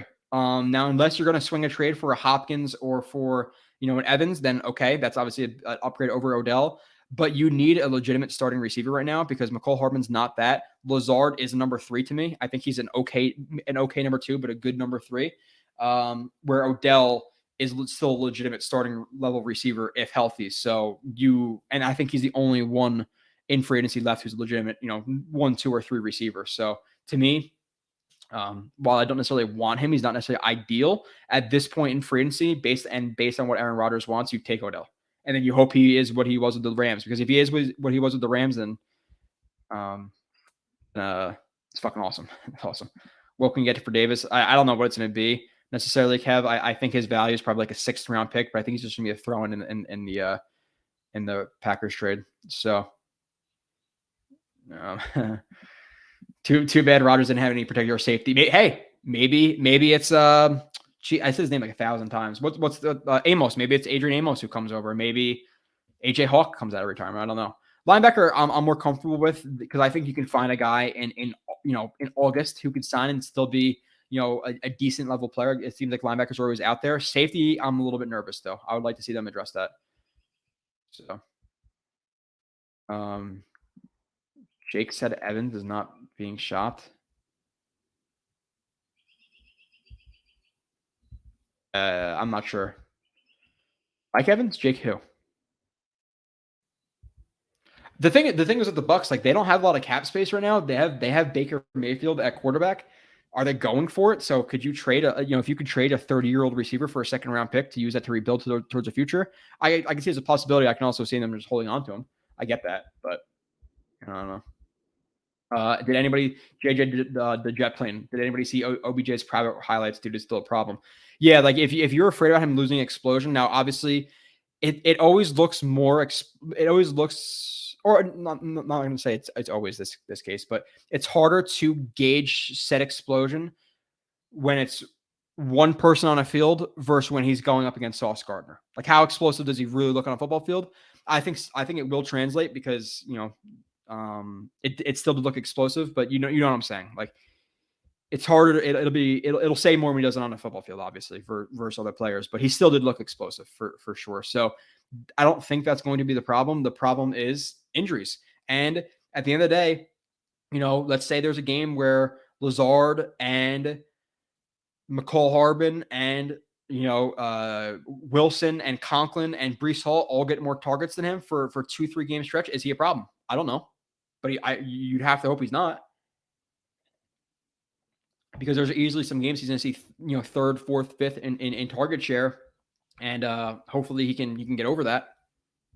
So Evans is old. Injuries catch up with him. He's had some injuries, but he's still had like 1,000 yards for 8 seasons in a row. So yeah, he's been injured, but he's still been getting 1K plus every year. So ACLs aren't a big deal as they used to be. Yeah, 100%. Tampa legit only had a second Super Bowl all because of Tom Brady. Of course. They had a really good team. They're almost like the Jets. Like they had a really good defense. They had some playmakers on offense with Godwin, Mike Evans, and they needed a quarterback to come in and manage it. And Tom Brady obviously came in and managed it. But it's a very similar situation with the Jets. What the Jets are doing this year. I think Aaron Rodgers he definitely has more athletically than Tom Brady did when he came to the Bucs. He came to the Bucs at 42, but he's all mental. Where it looks like Rodgers can still throw a 65-yard ball fading to the left. So I don't know, it's interesting, but it's a very similar situation. Tampa was a 2-season dynasty. His stopping ability looks good on a video. No, it definitely does. Odell looks good. Okay, so some other stuff. We signed Wes Schweitzer. Again, all these guys I will be doing reviews on. So you're not going to get like a 2-hour review on Wes Schweitzer, but I will watch him. I will watch Tristan Colon, all these guys. But right now, I'm not going to speak like I necessarily know about them, just what I've heard about stats and what are some of our writers have done, Nani and Rivka and whoever else. But Wes Schweitzer, backup interior offensive lineman, 29 years old, has experience at all 5 positions. I think he's played like 2 or 3 reps at right tackle, 2 or 3 reps at left tackle, but has played mostly guard, center, and left guard. So you're looking at a Finney replacement. Okay. He started with the Falcons, then went to the Commanders and started to play less with them. So he got a starting opportunity, probably didn't play so well, went to the Commanders and then was a backup for them. He's played 60 games in the last 6 years, and he was much better statistically in 2021 than 2022. Nonetheless, Finney replacement. Okay, we'll watch him, or I'll watch him. I'll see if I really like him. Other news: they signed another guard, Tristan Colon, for 4 years. He barely played, but apparently in the little reps he's played by people who have watched him and his numbers, he's actually played well when he's on the field. So a little bit more of like a wild card. I think Herbig proved more than both these guys. I think he's a better backup than both of these guys. But I think both of these guys, with that being said, they could both be upgrades over Feeney. Again, we'll watch. Re-sign Nick Bawden, who I mentioned before, especially considering the Jets are coming from, or at least they're being coached by coaches who in the past like to use heavier personnel with fullbacks. Seeing him re-signed to me indicates that they're going to carry a fullback. Maybe it's not him. Maybe it's a guy in the draft. Maybe they draft a guy in the 6th round at fullback. But you'd think that Baldwin's going to be on the roster and leading the fullback room. Now maybe they let Jeremy Rucker compete, but I don't know. We'll see. Let's see. Murdoch, Joey breakdowns. I know most don't want Odell because of age, injury, locker room cancer for our young core, but with Rodgers, we have a 1 and 2 year. Yeah. That's what it is, Murdoch. Right now, they need another receiver, right? We don't want Lazard and McCole Hardman to be 2 and 3. It's just we don't want that. Unless you're keeping Corey Davis, then okay, they're 3 and 4. I get that. But I'll take the risk on Odell over Corey Davis, especially considering the fact that Rodgers likes him, right? So, and with that being said, let's say Corey Davis isn't the trade. If it's not Odell, who's in free agency if we want right now? Who could start? DJ Shark? Are you taking DJ Shark or are you taking Odell Beckham? So I agree with you. It's a little bit risky, but this whole situation kind of is, right? So let's just get a little bit deeper, dip our toes a little bit deeper into the dangerous waters. So, side note, I just had the best Sicilian pizza. Where do you recommend it, Pete?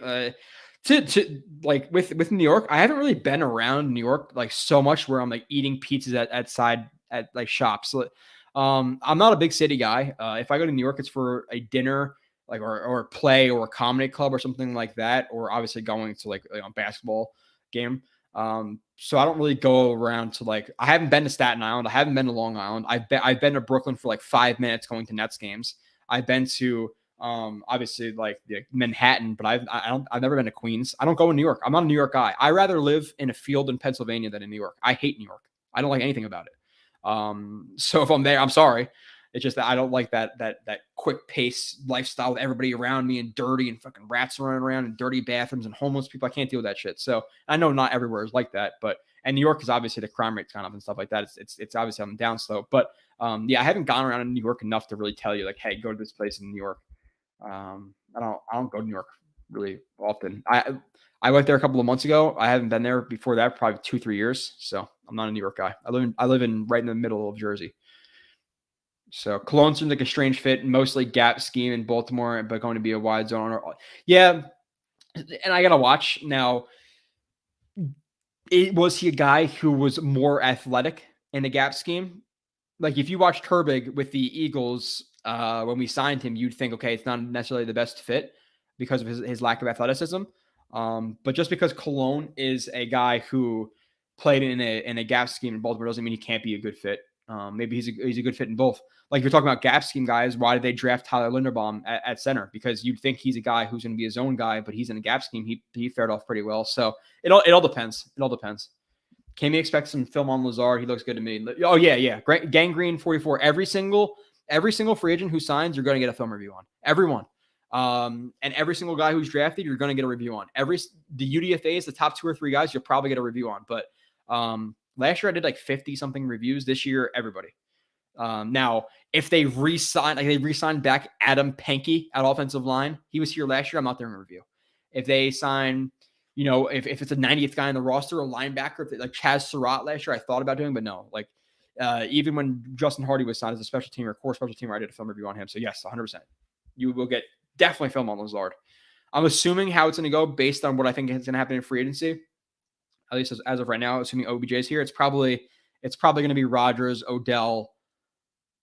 I think more people are going to be interested in McCole Hardman, and then it's going to be Lazard, and then Chuck Clark. But maybe they get a D tackle. I don't know. Let's see.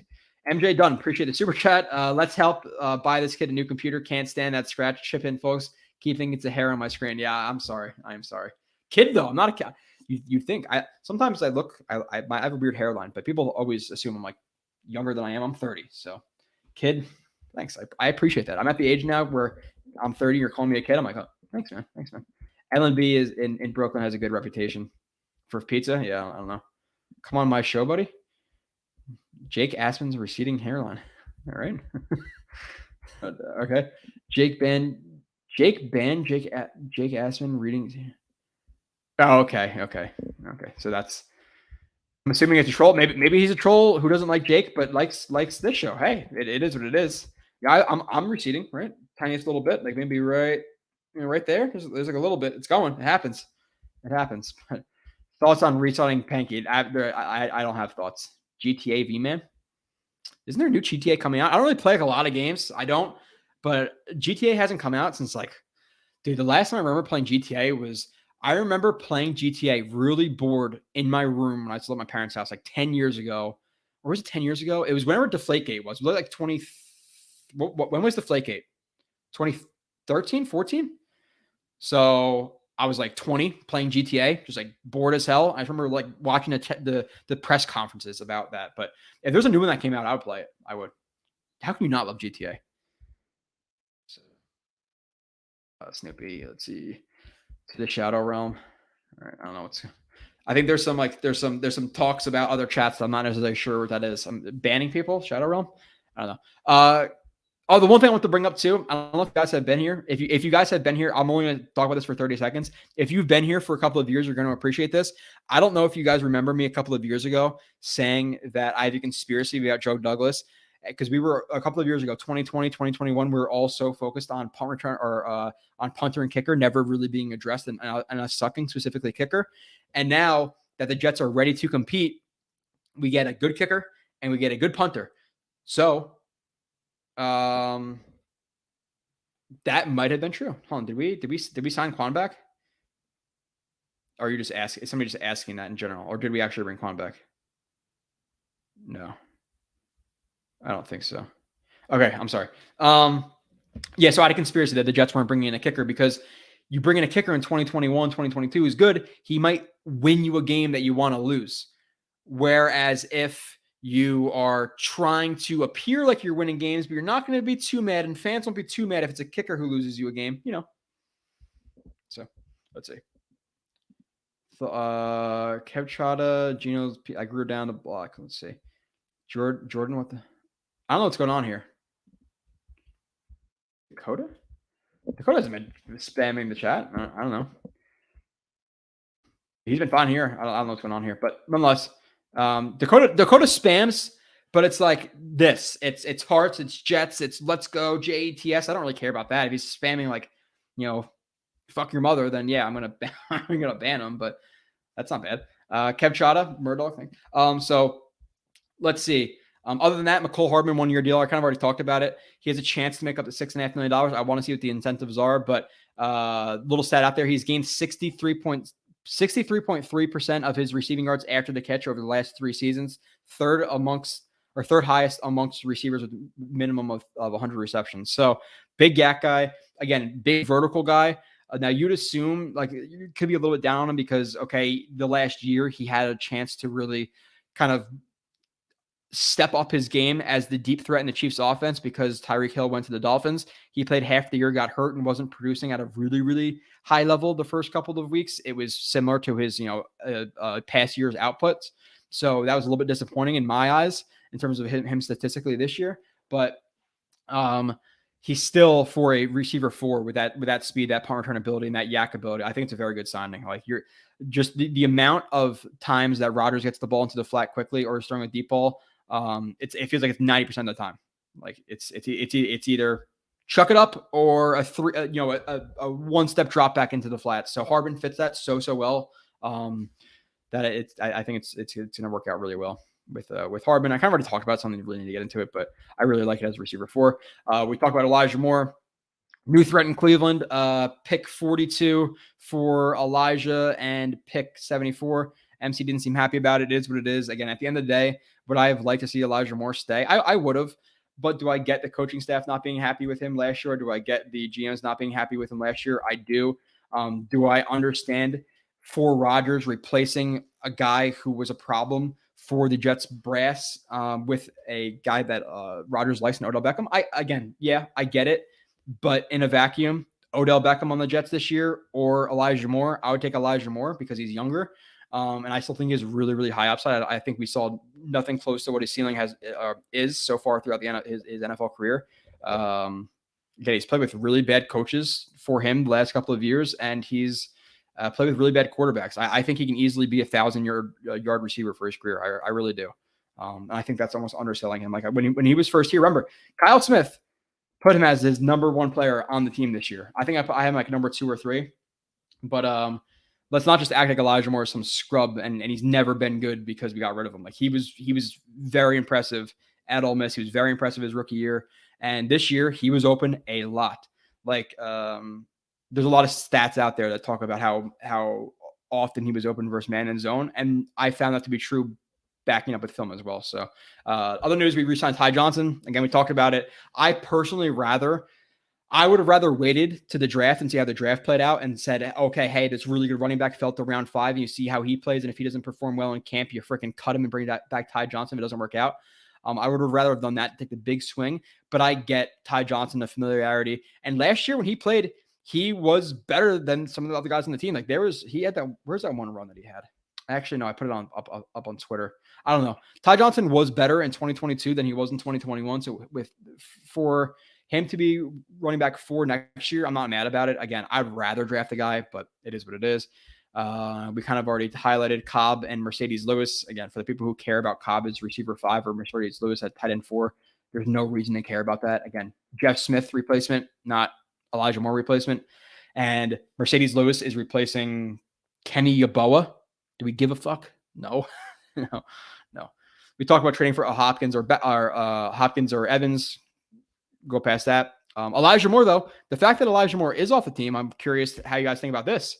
Or what do you guys think about this? You guys have already probably talked about it, but Rodgers 12 or Rodgers 8, because Cal, he wore 8, but being offered 12 by Joe Namath, is it like disrespectful for him to decline?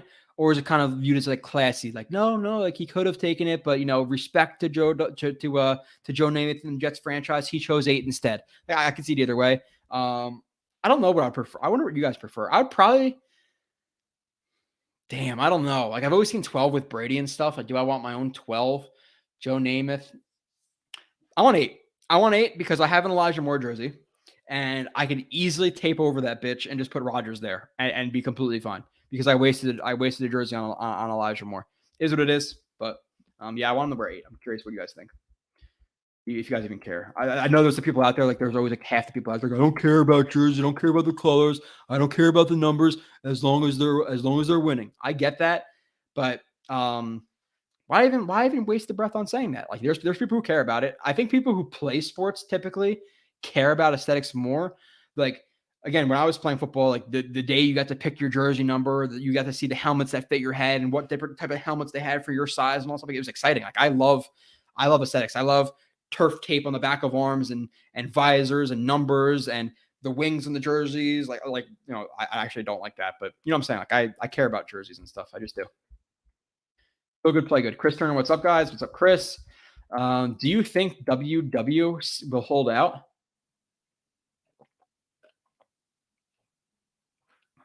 WW? Who are you talking about, Captrata? WW will hold out. Son of a bitch. You got me, Kev. You got to tell me. WW the whole out. I don't know who WW is. Have you looked at safety in the draft and and if so, who do you like? I've looked into it like very, very baseline level, just really looking into what other people are saying are the deep positions. And from what I've seen so far, safety does not seem like the most deep position this year. So I'd rather, based on what I've heard, address safety in free agency because they need a legitimate starting free safety. And just based on the value you can get one for, like, it's not like, okay, I'm talking about getting Jesse Bates or Chauncey Gardner-Johnson. Like Chauncey Gardner-Johnson just got $9 million a year, $8 million a year. Why can't you get Amos for $4 million? Who I think Amos can be, if he's closer to what he was in 2021, 2020, 2019, over what he was in 2022, you're talking about a pretty solid safety. So the group does not look deep in the draft this year. So updates on Ben Jones? No. Apparently they reached out to him, or there's an offer like standing. I know that they at least had contact based on rumors. So they're looking into it. And again, the fact that they're talking to Ben Jones, they talked to guys like who's the center from the Niners? I forget his name, but the Jets can slow play because at the end of the day, they could have offered Ben Jones, let's say, a 1 year, $7 million contract, and Ben Jones, that's on top of his pile right now, and that's great for him. But why not wait a couple of weeks and see if a guy gets injured or if he has a higher offer? You know, like, why not sit on it a little bit? So the Jets might have the best offer to Ben Jones, but he's waiting a couple of weeks to see if somebody can top it. Maybe he's waiting to see if Aaron Rodgers actually signs. Maybe he wants to make a Super Bowl run, and he has offers from other teams who have some playoff aspirations. And I'm kind of getting to the weeds here, but you get what I'm saying. Maybe he's actually waiting for Rodgers. Like, hey, listen, Jets are my only offer, or one of my only offers right now, but I only want to go there in the city if it's Rodgers. If it's not, then I'll go to the freaking I don't know, who's a middle, the Bucks or the Jags or whoever. I don't know. Williams. Oh, Quinn Williams will hold out. I think Quinn Williams will probably miss like the first team period or two. I always get jammed up like what the names are, mini camp or OTAs. Like, I think he might miss a few of the first voluntary stuff, but by June, I think this is done. Big Q is not going to leave the Jets. What D tackles do you think they realistically let? Seems like Campbell. Like, it won't be Campbell, or do you think they draft?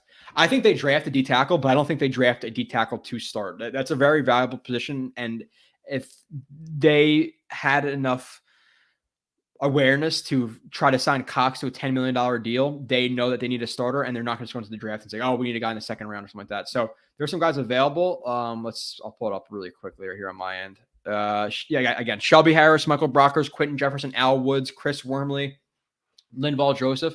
I would say in terms of starting level guys, and again, I'll be transparent, I haven't watched these guys, like really, really watched these guys, but based on my knowledge of these guys, as a starter, I would be happy with any one of Campbell, Harris, Brockers, Quentin Jefferson, or Al Woods. And then you're talking about like backups, or maybe Wormley. I'm not 100% sure, but maybe Wormley. And then backups, you're talking about like Sue, Linval Joseph, Jonathan Hankins, John, let's see. Not really much past that. No. So there's 4 or 5 names who I would like to start. But I don't think they're just going to go into the draft and say, hey, we need starters here for any position. At the end of the day, the draft should be BPA.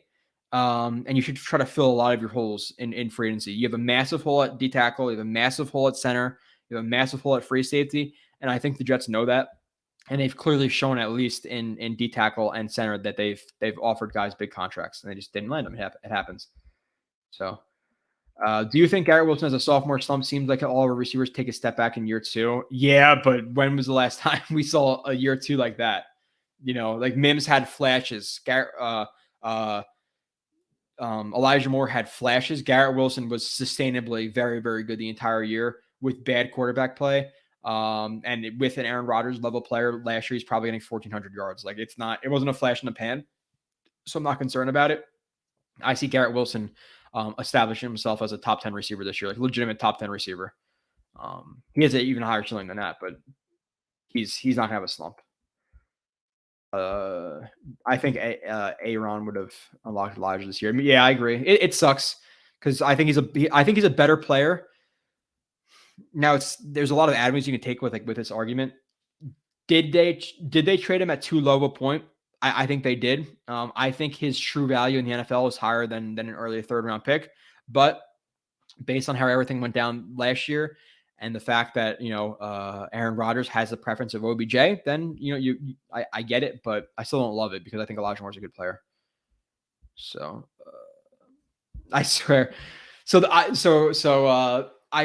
have to comment. I swear if we don't beat the Patriots with Aaron Rodgers, I'm selling my Darrell Revis jersey.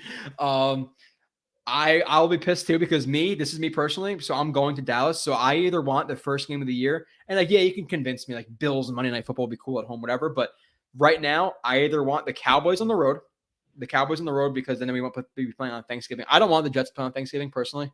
It's just too much people talking to me and shit. So I want either Cowboys in Dallas or I want Pats at home Sunday 1:00 and just beat the shit out of the Patriots. That's what I just want to get that off my chest. Just beating the shit out of the Patriots. But again, starting in Jerry's world would be pretty cool too. But I'm kind of hoping for Pats week 1. He's not wearing 12. I hope he wears 8. Yeah, people are saying 8. This has been a good free agency. It's going to get better too. It's going to get better. 8 or 10. 10? Yeah, I would lean towards 8. We haven't beaten. Yep, Dakota. New England, we beat them week 16 in 2015. Yeah, that's the last time. It's been almost a decade. Almost a decade. Let's see. Rico says, let's see. 2012 2nd-round receiver, 2015 2nd-round receiver, 2020 2nd-round receiver. Now a 2021 2nd-round receiver. Maybe the Jets should pass. They should just pass in the 2nd round in general. The only person who's really broken a string of bad luck in the 2nd round so far. Well, I guess more of recent past too. But Marcus May was not a bust. He was actually a solid player. Sorry, yeah, there we go. Hide it in my fan a little bit, the little mark. But Marcus May and then Breece Hall is going to break that as well. But they just haven't had a lot of luck in the 2nd round with receiver or in the 2nd round as in general. So, and that Guts Cup it's from usually I connect souvenir cups. When I go to games, I get a large soda or whatever it is, and I just bring them. Typically, I actually get other teams' cups too. So if I go to a Cardinals game, I get a Cardinals cup, whatever. It's just a collection thing I do. But yeah, it's from a Jets game. If you had this cup, you either I guess you ordered from the Jets or you got it. You got it from a Jets game.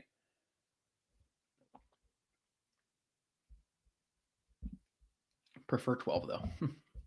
Yeah, I'm cool with 8. I'm cool with 8. I would rather have Nick. No. I get it. I get the moral. Okay, I don't like Odell Beckham. He's a drama with the he was in drama with the Giants, but I didn't really hear much about him. People from the Browns and the Rams seem to love him. I didn't hear any leaking out of him being a bad teammate. People seem to like him. But yeah, he's a little explosive at times. The whole playing thing rubbed me the wrong way. But he hasn't been what he was with the Giants the last few years. And Odell Beckham healthy for 17 games can still give you 1,000 yards. And with that being said, I understand the injuries. I'm saying if healthy, but with that being said, he hasn't had over 1,000 yards in 2 years, 3 years. So I'm saying if healthy, he's a much better player than Mims. So you play Odell Beckham. You have the better player. I get it. I get it, but no. The only one I think we all think he cursed us. I want Jalen Carter. Can you imagine? He fell to 15 now or 13. I don't think it happens. I think he goes earlier than that. But go get O-line and trade picks and go all in and get the Super Bowl. Yeah, I'll be fine with that. Keishan Praj. I think I just call it Praj. But if the Jets could swing a big trade for a tackle, I'll be all in. Now, who is it? I have no idea. Jonah Williams, absolutely not. But let's just say, I don't even know. If it was a Laramie Tunsil type player, I think he just got re-upped. But would I make a big trade for him? Sure, I would be willing to do it. I would love the Jets to do that. If they're going to make a big trade, I would prefer it to be on offense. I prefer it to be on the offensive line. But what's realistically out there? Obviously, you have to have 2 to make a trade. So easier said than done. If it's available, then go do it. Fuck quad. Steven Angle always seems like he's late and just comes in cursing at people. But what's up? What's up, Steven Angle? Is this video live or is it just behind? Yeah, I'm behind. I'm only 4 minutes behind, though. It's not so bad. Mims is so whacked, yeah. We do not want Mims playing over Odell Beckham. Odell Beckham, again, could legitimately get 1,000 yards this year if he's healthy. Mims has not proven much the last 2 years. It's been pretty bad. What's your future outlook on Laken Tomlinson? Will he improve this year? To be frank, Laken Tomlinson was so bad last year compared to his. And I'm not talking. I can't necessarily stand for all he's done in his career.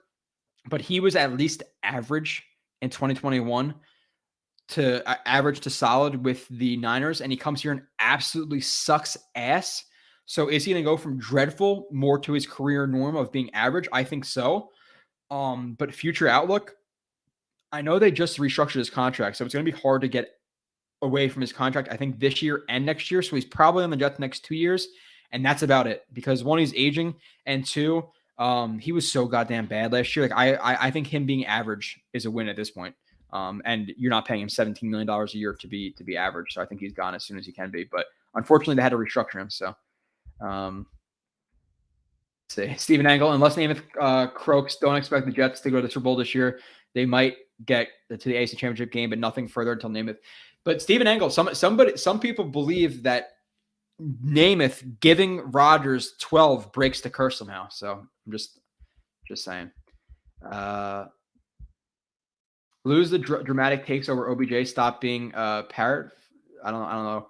If you're talking about me, like I've legitimately seen Odell Beckham get kicked off a plane and be talking shit to people about how rich he was. So I'm just saying I don't love his personality, because if I was personally on a plane and Odell Beckham was on there and holding me up because he didn't want to get off the plane for whatever reason and was telling people around us how rich he was and he didn't give a fuck about us, I would be mad. So like I consider that stuff. I'm talking about a person I want to bring onto my team. So I'm not parroting when I've seen something happen with him. Now again, he was more of a drama queen with the Giants, and I said that minus the airplane stuff, the last couple of years with the Rams and with the Browns, I've heard no problems. So I'm not sure if you're talking about me.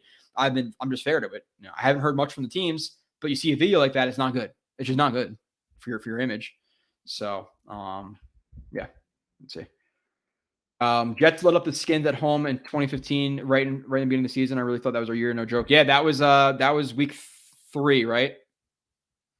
Because week 1 was the Browns, right? That was at the McCown Manziel game. I think it was the McCown Manziel game. And then week 2 we went to the Colts, because I went to the Colts. 3 was the Redskins at home. We beat the Redskins. And then week 4 was the Eagles, and we lost to the Eagles. Right?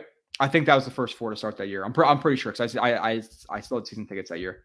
Wide receiver depth chart: Lazard, Mims backup, OBJ, the kid from KC backup, Garrett Wilson. Yeah, so you're gonna have a lot of flexibility with these guys, but I think base, you have Garrett Wilson as the X, like ISO guy. You have OBJ as the slot, and you have Lazard as the Z. Mims would back up Lazard, and OBJ, I guess, you get backed up by McCole Hardman, but I think you're kind of like boxing guys into specific roles, because I'm saying that Lazard will be the Z, but he played plenty of slot with the Packers, and he's a guy who can block the edge. So he might be outside for some passing plays and then inside to crack a D end or a linebacker on other plays. So they're going to move around plenty. And then there will be plays where, McCole Hardman comes in and he might be a decoy. He might be a guy who actually gets an end around, or there might be a play where he's the the bender on a crease concept, and he's the first read.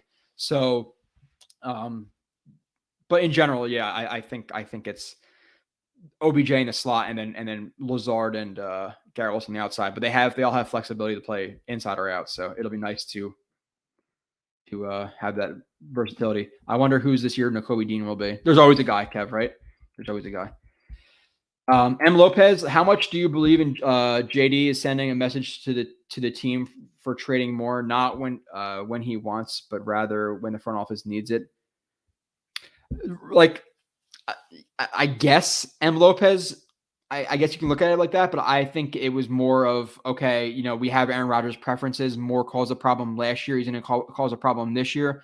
We're going to get rid of him and bring in one of AR's guys, more so than I'm going to send this guy a message and trade him. I think that they're close to Odell Beckham in terms of agreeing to a contract. I don't think they just get rid of him to prove a point.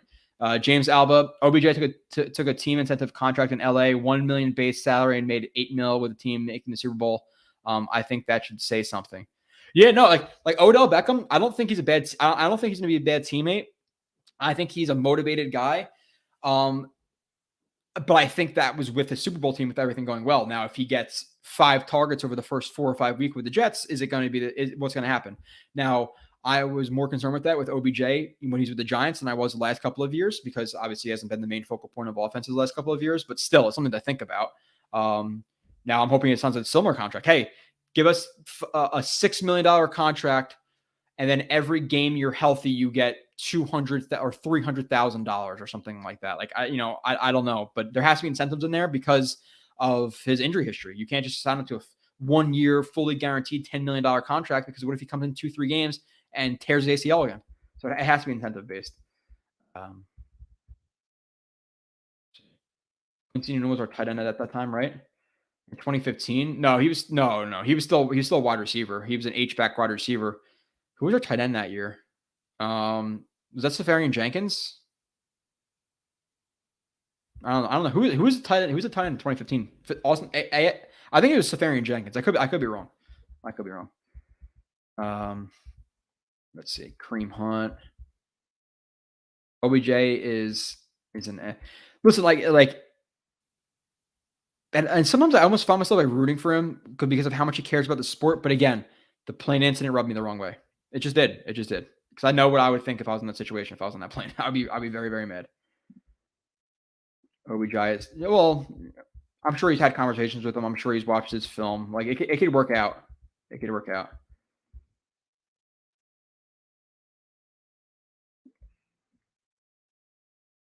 Quentin Jefferson is the new wave for the go route receivers. Quentin Johnson is the new wave for go route receivers. The TCU receiver. I don't know. I haven't watched enough of him. I know he's a bigger guy, but he doesn't play very big. I don't know if I'm so interested in that, especially when you have Lazard. I think he'd be a little bit redundant. Now, if they don't, let's say if they didn't bring in Odell for whatever reason, to me, if they traded Elijah Moore and they don't have an immediate plan to bring in or have workings to bring in an OBJ to trade for Hopkins, it's a mistake. If they don't replace him, it's a mistake. Now, could that be OBJ? Yeah, I think it's probably the betting favorite. Could it be Hopkins? Sure. Could it be Evans? Sure. Could it be JSN at 13? Sure. Could it be Addison? Sure. I don't know exactly what their plan is, but they better replace him. Because again, if it's Lazard, again, if Corey Davis stays, fine. I get it, but I still don't think that's happening. ASJ.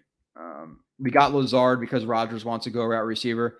He's good at go routes. He's good at slants. He's good at crossing routes. He's good at boxing people out for the ball. He's good at fades.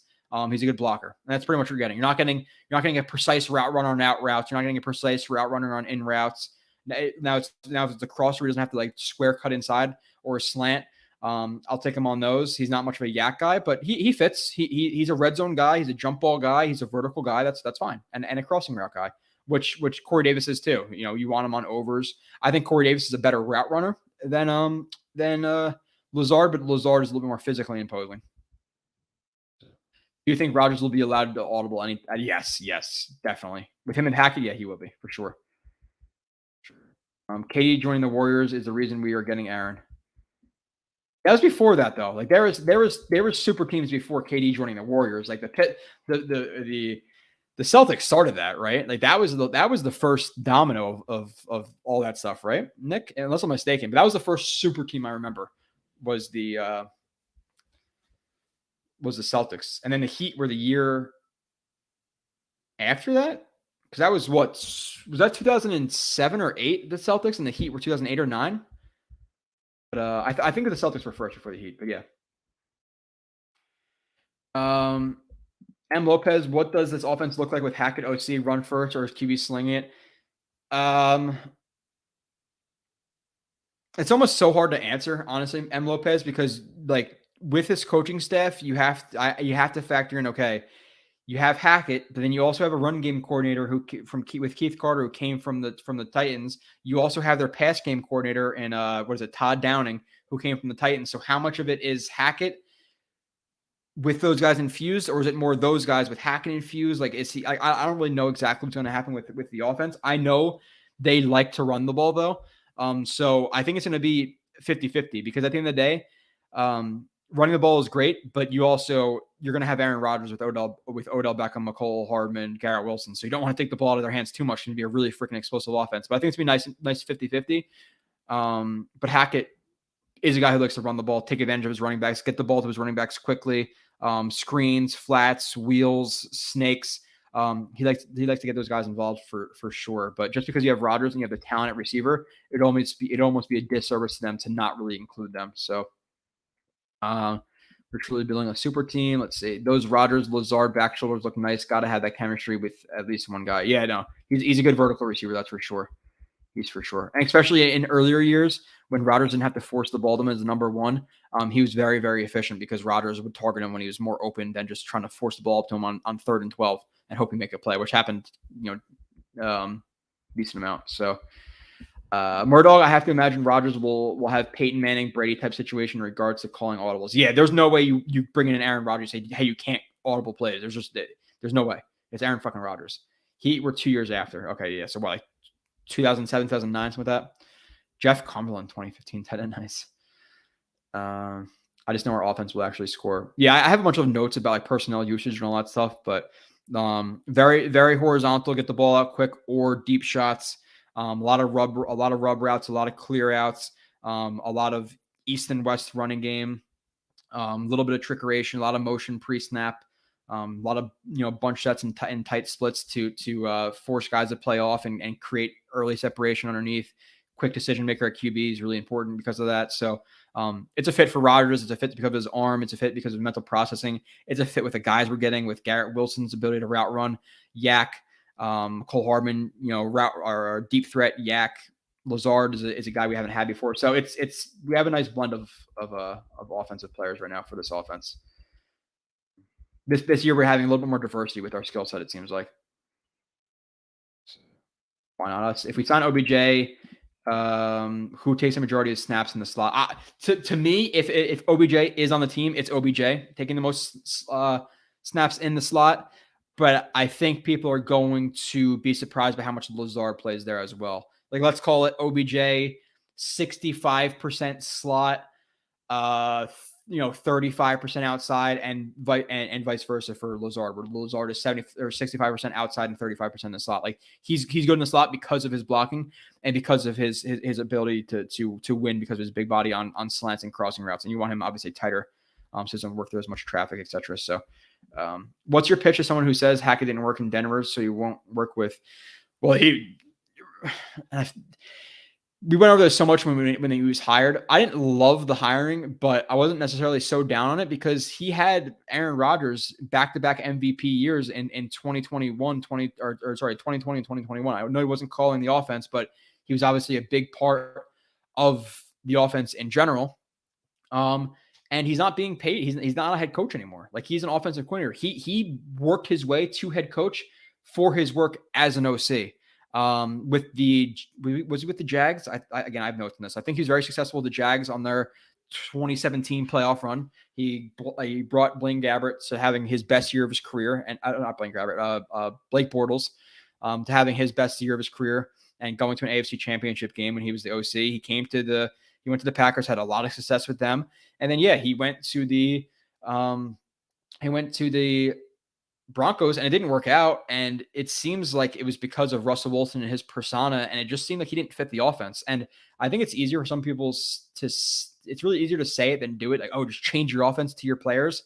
It's really fucking hard how complex offenses are and how complex offensive playbooks are to just adjust to somebody. But it just wasn't a good fit because like you want quick decision-making guys, staying in the pocket, not necessarily getting out and play action, all that stuff in Hackett's offense.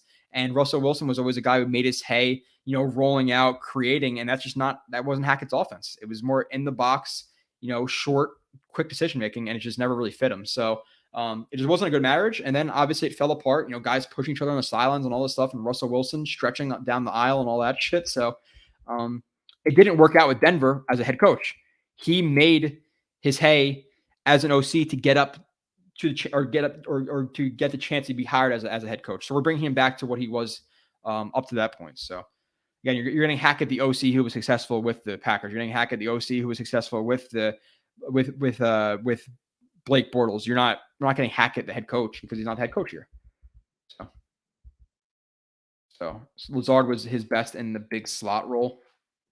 On crossing routes, as a vertical guy, you can run slot fades and stuff like that. But it was a part of his role for sure. Rico, hey Joe, did you ever do a film review on that Detroit 4th and goal?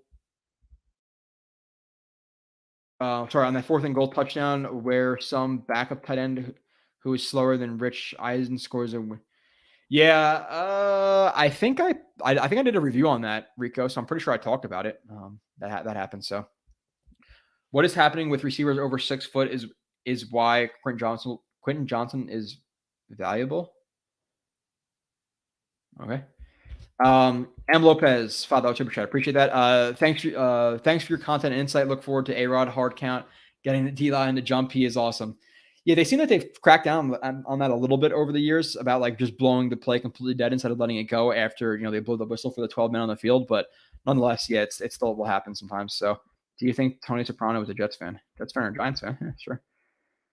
Oh yeah, he is a Jets fan. Yeah, Rico, you're right. He was at Jets games, but does he also go to Giants games? You never know. Murdoch, don't get why anyone would be mad if OBJ signed. Root for the name on the front of the jersey, not on the back after decades of being a joke. Yeah, no, I'll root for any player who's on the Jets. Now, with that being said, can I say that I would have rather maybe had Elijah Moore over OBJ considering the price and the upside of him being 23 years old and not 30 with multiple ACLs? Yeah, sure. But at this point that he's gone and OBJ is the next best answer as a starting receiver on the market right now, San's trading for a Hopkins or an Evans. So, yeah, if he signs, root for him, of course. So, Rihanna, Adam Sandler, Ray Romano, yep. Why you skip over the comment? What comment? Kareem Mitchell. I don't see. What is? I don't get exactly what you're asking. That's why. What is happening with receivers over 6 foot is why Quentin Johnson is valuable. I don't get what. Are you saying because a lot of receivers are smaller nowadays that Quentin Johnson, because he's bigger, is more valuable? I don't know if I necessarily agree with. I personally, I'd rather have route runners. Like there's a lot of people who are down on JSN, but I'd rather have the guys who are really technically sound and route runners than the guys who are just like physically imposing. Like there's been so many guys who have been physically imposing over the years, and maybe that's why they're not as valuable now. But who was that big boy from Arizona State a couple of years ago? Like I'm talking like 6'5", 6'6", like Kareem or Hakeem or something. Keem.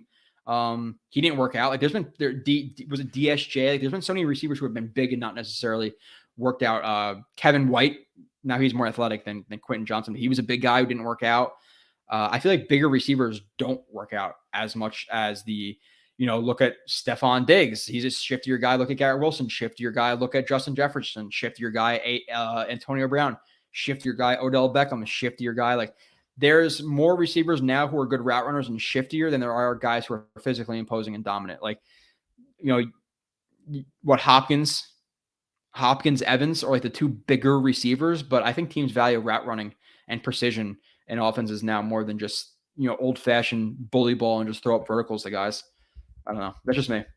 But I think bigger receivers like that are devalued from past years, in my opinion. Elijah Moore got cut and he got traded. N'Keal Harry, yeah, that's another one. No. His name was like Hakeem Butler. Is that his name? Hakeem Butler. Let me look up. Let me see. I could be wrong, but I think that's his name now. Hakeem Butler, Arizona. Am I right? Yeah, Hakeem Butler. That's got a big guy, big catch radius, all that stuff, and came in completely flamed out. I think he was like a tight end 4 like a year later. It's crazy. But yeah, Dorial Green Beckham was one of them who's big. Big's over 6 foot. That's how we got Lazard. Yeah, Kareem, I'm not really following you here too much, buddy. Diggs is a completely different suit than Quentin Johnson. Quentin Johnson's a bigger receiver. Diggs 6 foot's like a normal size receiver, so I'm not necessarily sure. Iowa State. No, it was Arizona State, I think. Oh, it was Iowa State. Sorry. Who was it? Oh, who was the guy that same year toxic from Iowa State? There was another big receiver that year. Yeah, there's another big receiver from the other state that I just said. Damn it. Hold on. Let me see. What year was that? 2019. I gotta look this up now. 2019 NFL draft. There's another receiver. Rodgers and Hackett can't do anything with Elijah Moore. Why? Okay. Let me see. There's another one. Was it N'Keal Harry? What school did N'Keal Harry go to? Am I mixing him up now? Marquise Brown, your color, N'Keal Harry. Arizona State. Yeah, it was N'Keal Harry. Jesus. Somebody said N'Keal Harry and I said Arizona State, but that's not who I meant, but you're actually right. Whoever said that. Too short. Does Stephon Diggs win by being overly physical, or does he just absolutely roast guys with his route running? Like the whole too short thing is I rather have a guy who's too short and a good route runner than a guy who's big and not a good route runner. Like you don't need to be big if you can cause separation. I value separation more than anything, and Elijah Moore can separate. So just because he's short doesn't mean he's not a good receiver. And Antonio Brown was a short receiver, 5'10", and he's one of the better receivers we've seen in the last how many years. Like Justin Jefferson wins with some physicality, but he's more route running, which has nothing to do with physicality with his physical makeup. So Elijah Moore being too short to succeed is bullshit in my eyes. Like look at Brandon Cooks. I know he's been on like 5 teams in 10 years, but he gets traded for like seemingly, well, not this year, but like a first or second round pick. Dude, he's got like 1,000 yards every year. Is he too short? He's 5'8". He's a good receiver. You could be short and be a good receiver. It's about separation. It's not backyard ball or in you're tailgating and you're throwing up a deep ball because you're hammered. Like if you run routes well, you're gonna be a good receiver. I don't think that him being short is. AB was short. Yeah, AB was 5'10". Did he win jumping over guys? Does Diggs win like that? Does Jefferson win like that? Does Garrett Wilson win with physicality? No, he wins with route running and his explosion. So if you're explosive, you can route run. I prefer you to be bigger, but it's not a done deal. If you're not tall, who cares? I wish we had Jamar Chase. Yeah, well, of course. I personally like Justin Jefferson more than Jamar Chase, but I think probably everybody in here would agree with that. But T. Higgins and Hopkins are big buck and separate. That's the difference. Yeah. Those guys are good examples of big guys. But you don't see as many of those guys as you see the smaller guys now. Cole Beasley, yeah. Antonio Brown, Steve Smith, yeah. AB. Do you think the Bills regret having Diggs over Jefferson? I think in a perfect world, if you can tell the Bills, hey, this is going to be Justin Jefferson on his rookie contract over Diggs, and hell yeah, they regret it. But the trade at the time was a good process, so it's fine. But I think Hakeem Butler. Yeah. Hakeem Butler went to Iowa State. I was thinking about N'Keal Harry, who went to Arizona State. Let me see if there's anything else in my I was going to go over like biggest needs and then go into some of the free agency tracker, which we already kind of did that a little bit. So I don't think I need to do that so much today, just because that would take me quite a bit to do. So maybe I will do that with Kyle next week. We'll talk about what free agents to expect. I also wrote down Beckton's turnaround on Twitter, which again, I give him legitimate credit. And obviously my opinion means nothing in this manner, but I didn't necessarily love how he acted on Twitter. And I'm not saying like, oh, I don't root for him on the field because of how he acted on Twitter, but like, I didn't love the big bust quote tweeting people and saying, oh yeah, I suck and all this stuff. But he was that a year ago. And now this year it's him posting pictures of him being incredibly fit and encouraging people to work out and all this stuff. So he's really turned around on Twitter. So I like that for him, this new direction he's kind of taken on social media. And the only other thing we mentioned was Ezekiel Elliott deciding where he wants to play between the Jets, Bengals, and Eagles within the next week. We'll see what happens with that. But I honestly don't think it happens, but we'll see. I will stay in here for another 2 seconds. If you have anything like last second to drop, then drop it. But I got to go to sleep to get to a nice midnight shift. So let's see. Antonio Drama, Diva Brown hasn't been the same ever since Avant. Yeah, you're right. Yep. He's like a different look in his eyes since that hit. He's whacked now. He's out of his mind, which is sad. It really is. One of the best win-win trades in league history. Honestly, both teams got exactly what they wanted. Yeah. I would say the Vikings are the winners of that trade. You're going to take Justin Jefferson over Diggs all day, especially considering the contract. So, what do I win, Joe? I'm not sure. Elijah Moore is really 5'7". Does Zeke help our backfield, or does he become a distraction in the locker room? Yeah, like to me. Again, I rather pour those assets. Like, let's say it's a $2 million contract. I rather take that $2 million and put two of that $2 million into the $3 million contract that's going to cost to bring back Quan Alexander. Like, I don't think Zeke helps enough for me to be so interested in him. But if he comes here for $1.5 million a year, I'm not going to lose my shit. But I don't love it. I definitely don't love it. What do you think Garrett Wilson's ceiling is? I am pretty high on him being a number one. No, dude, yeah. His ceiling is he's already a number one at this point. Going into year 2, he's a number one already. His ceiling is a top 5 guy. Last year, being rookie of the year with what he was afforded at quarterback, he was already a top 15 type receiver. Now this year he comes out, has 1,400 yards. You're looking at him as one of the best receivers in the NFL. Like I could see him being in the conversation with some of the top guys. Now I think that, maybe JJ is on his own level right now, but you're telling me like he produces similarly to, Devontae Adams, who's getting a little bit older, or Jamar Chase, or Stephon Diggs this year. I could see it happening. Like I think he's going to be to those guys' level, a slight tick below those guys' level this year. Like I legitimately think Garrett Wilson's going to be a 1,400 yard guy with 90 catches and 10 touchdowns. Like he's going to have a really good year. He's fucking good, man. So yeah, you should definitely be pretty high on being a number one. You should be pretty high on being a top 10 receiver. I think he could be top 5, but top 10 is what I think he's easily going to be. So Zeke is really good at blocking and short yardage situations. Sleep well and stay safe. Yeah, I appreciate that. Zeke still had 12 tutties last year, even on the decline. 8, I believe, were in the red zone touches, which, yeah. Again, $1.5 million to take 3rd and 1 situations, 2nd and 1 situations on runs, 3rd and goal. Okay, I'm cool with it. But if you're going to be running him on 2nd and 7 and giving him 20 reps a game, then I don't like it. Now, if he's getting 4 or 5 reps a game and they're all in short yardage, okay, I'm cool with that. And personnel: Wilson, OBJ, Brees, Lazard, and Hardman. Do you blitz? And if not, who do you bracket? I don't think. It's hard to deal with. It's hard to deal with because, like, even if you want to give safety help and you want to like cone or bracket, like Wilson or OBJ in the slot or whoever it may be, you're definitely not bracketing Lazard. But with that being said, like, you're not necessarily scared of Hardman in terms of like him as a receiver, but you have to respect his speed. So you're going to have to dedicate a safety over the top of him. If you don't, and you leave him one-on-one with a corner who can't run, then good luck. So we honestly don't have no room for Elliott or anyone else on a running back unit. Yeah, I mostly agree.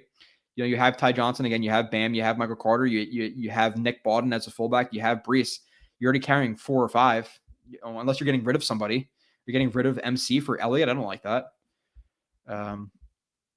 I know this is a football show, but do you prefer the midnight shift over other shift options? It really depends. To be really quick, midnight shift is the best for work because it's either all or nothing, and I rather have it be all or nothing than be going to really, really stupid calls on day shift. But day shift, you sleep a lot better. The family life is better.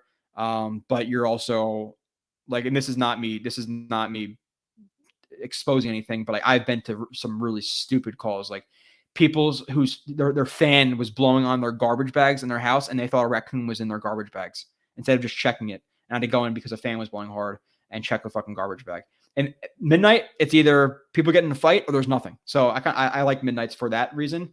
No traffic.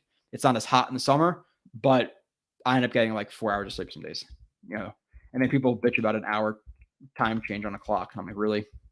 This is what we're bitching about. Let's see. I remember when many Jets fans were upset after the Jets selected Garrett Wilson over a pass rusher at 10. Yeah, no, that was there. And I don't really know what pass rushers were available because Walker was gone, Hutchinson was gone. I didn't really even want a pass rusher at that point because Thibodeau was gone.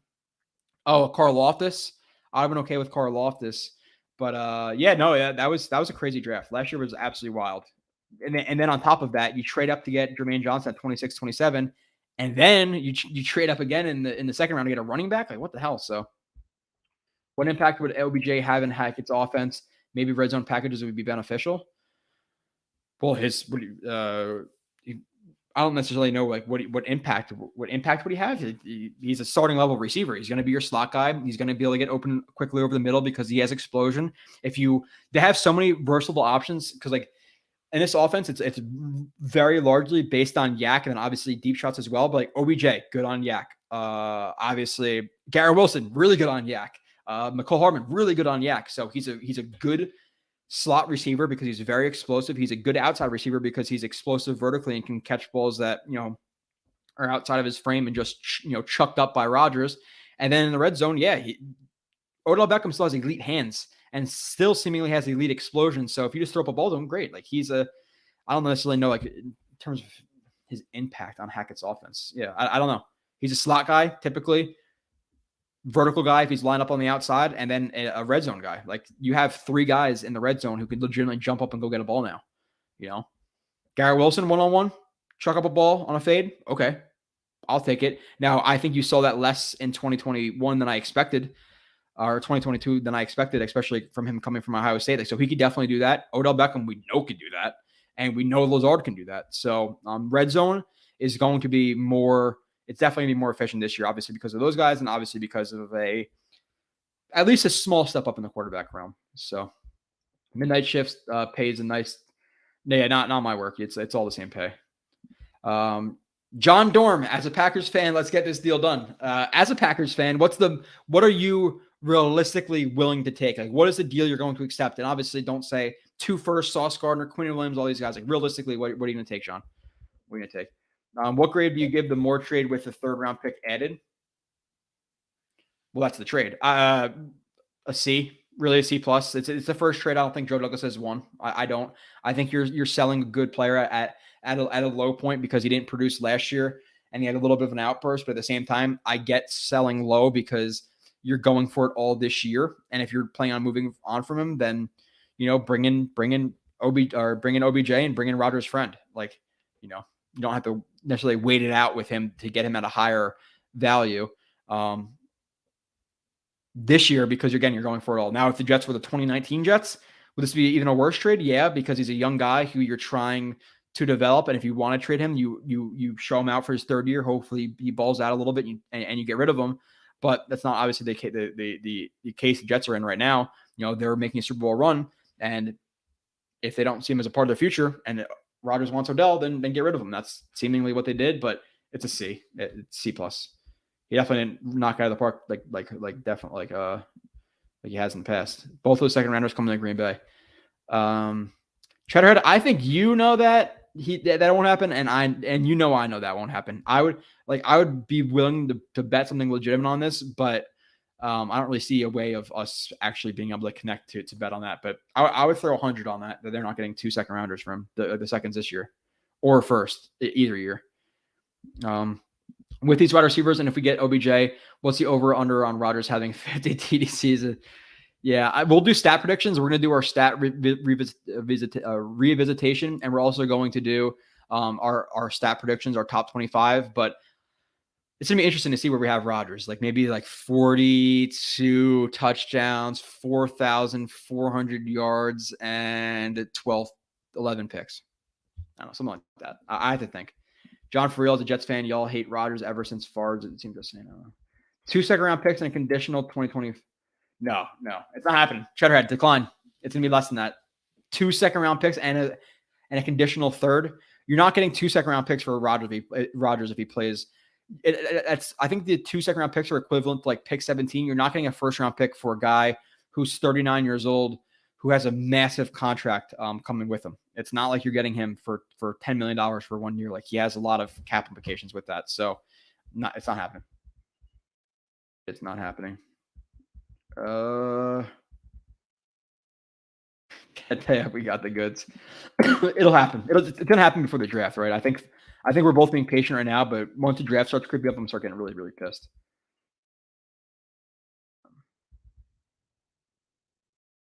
You think Tommy will get kicked out of the stadium this year? Joseph Arter.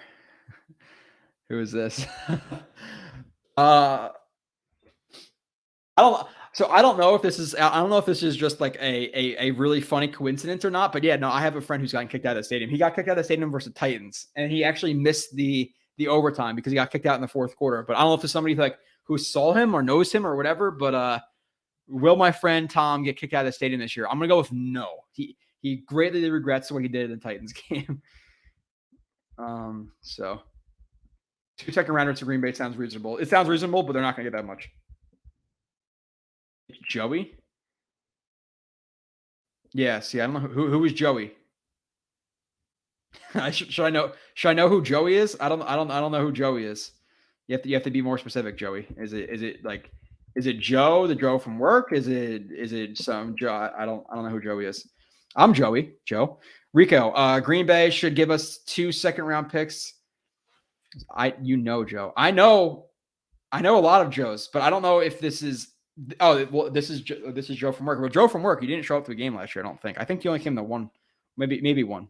maybe 2 games last year, but you didn't show up a lot last year. So I forgot you. It just is what it is. Green Bay should give us 2 second-round picks for taking that massive salary off their hands. Yeah, it's not going to be two second-round picks. Again, if I had to bet, being realistic, I think it's a second-round pick this year and then a conditional, third next year if he plays, and a second to make the playoffs. I think it's something. I think it's something like that. So, Packers not giving Rodgers away. I'm Joe too. So, John, what Green Bay wants? Okay, I'm gonna wrap up. I did this at 5, so I can only do 3 hours and then make it till 8. And now I've been doing it for about 3.5 hours. So I gotta go because I gotta go to work. But nonetheless, I appreciate you guys, and I will see you next week when I'm with Kyle Smith.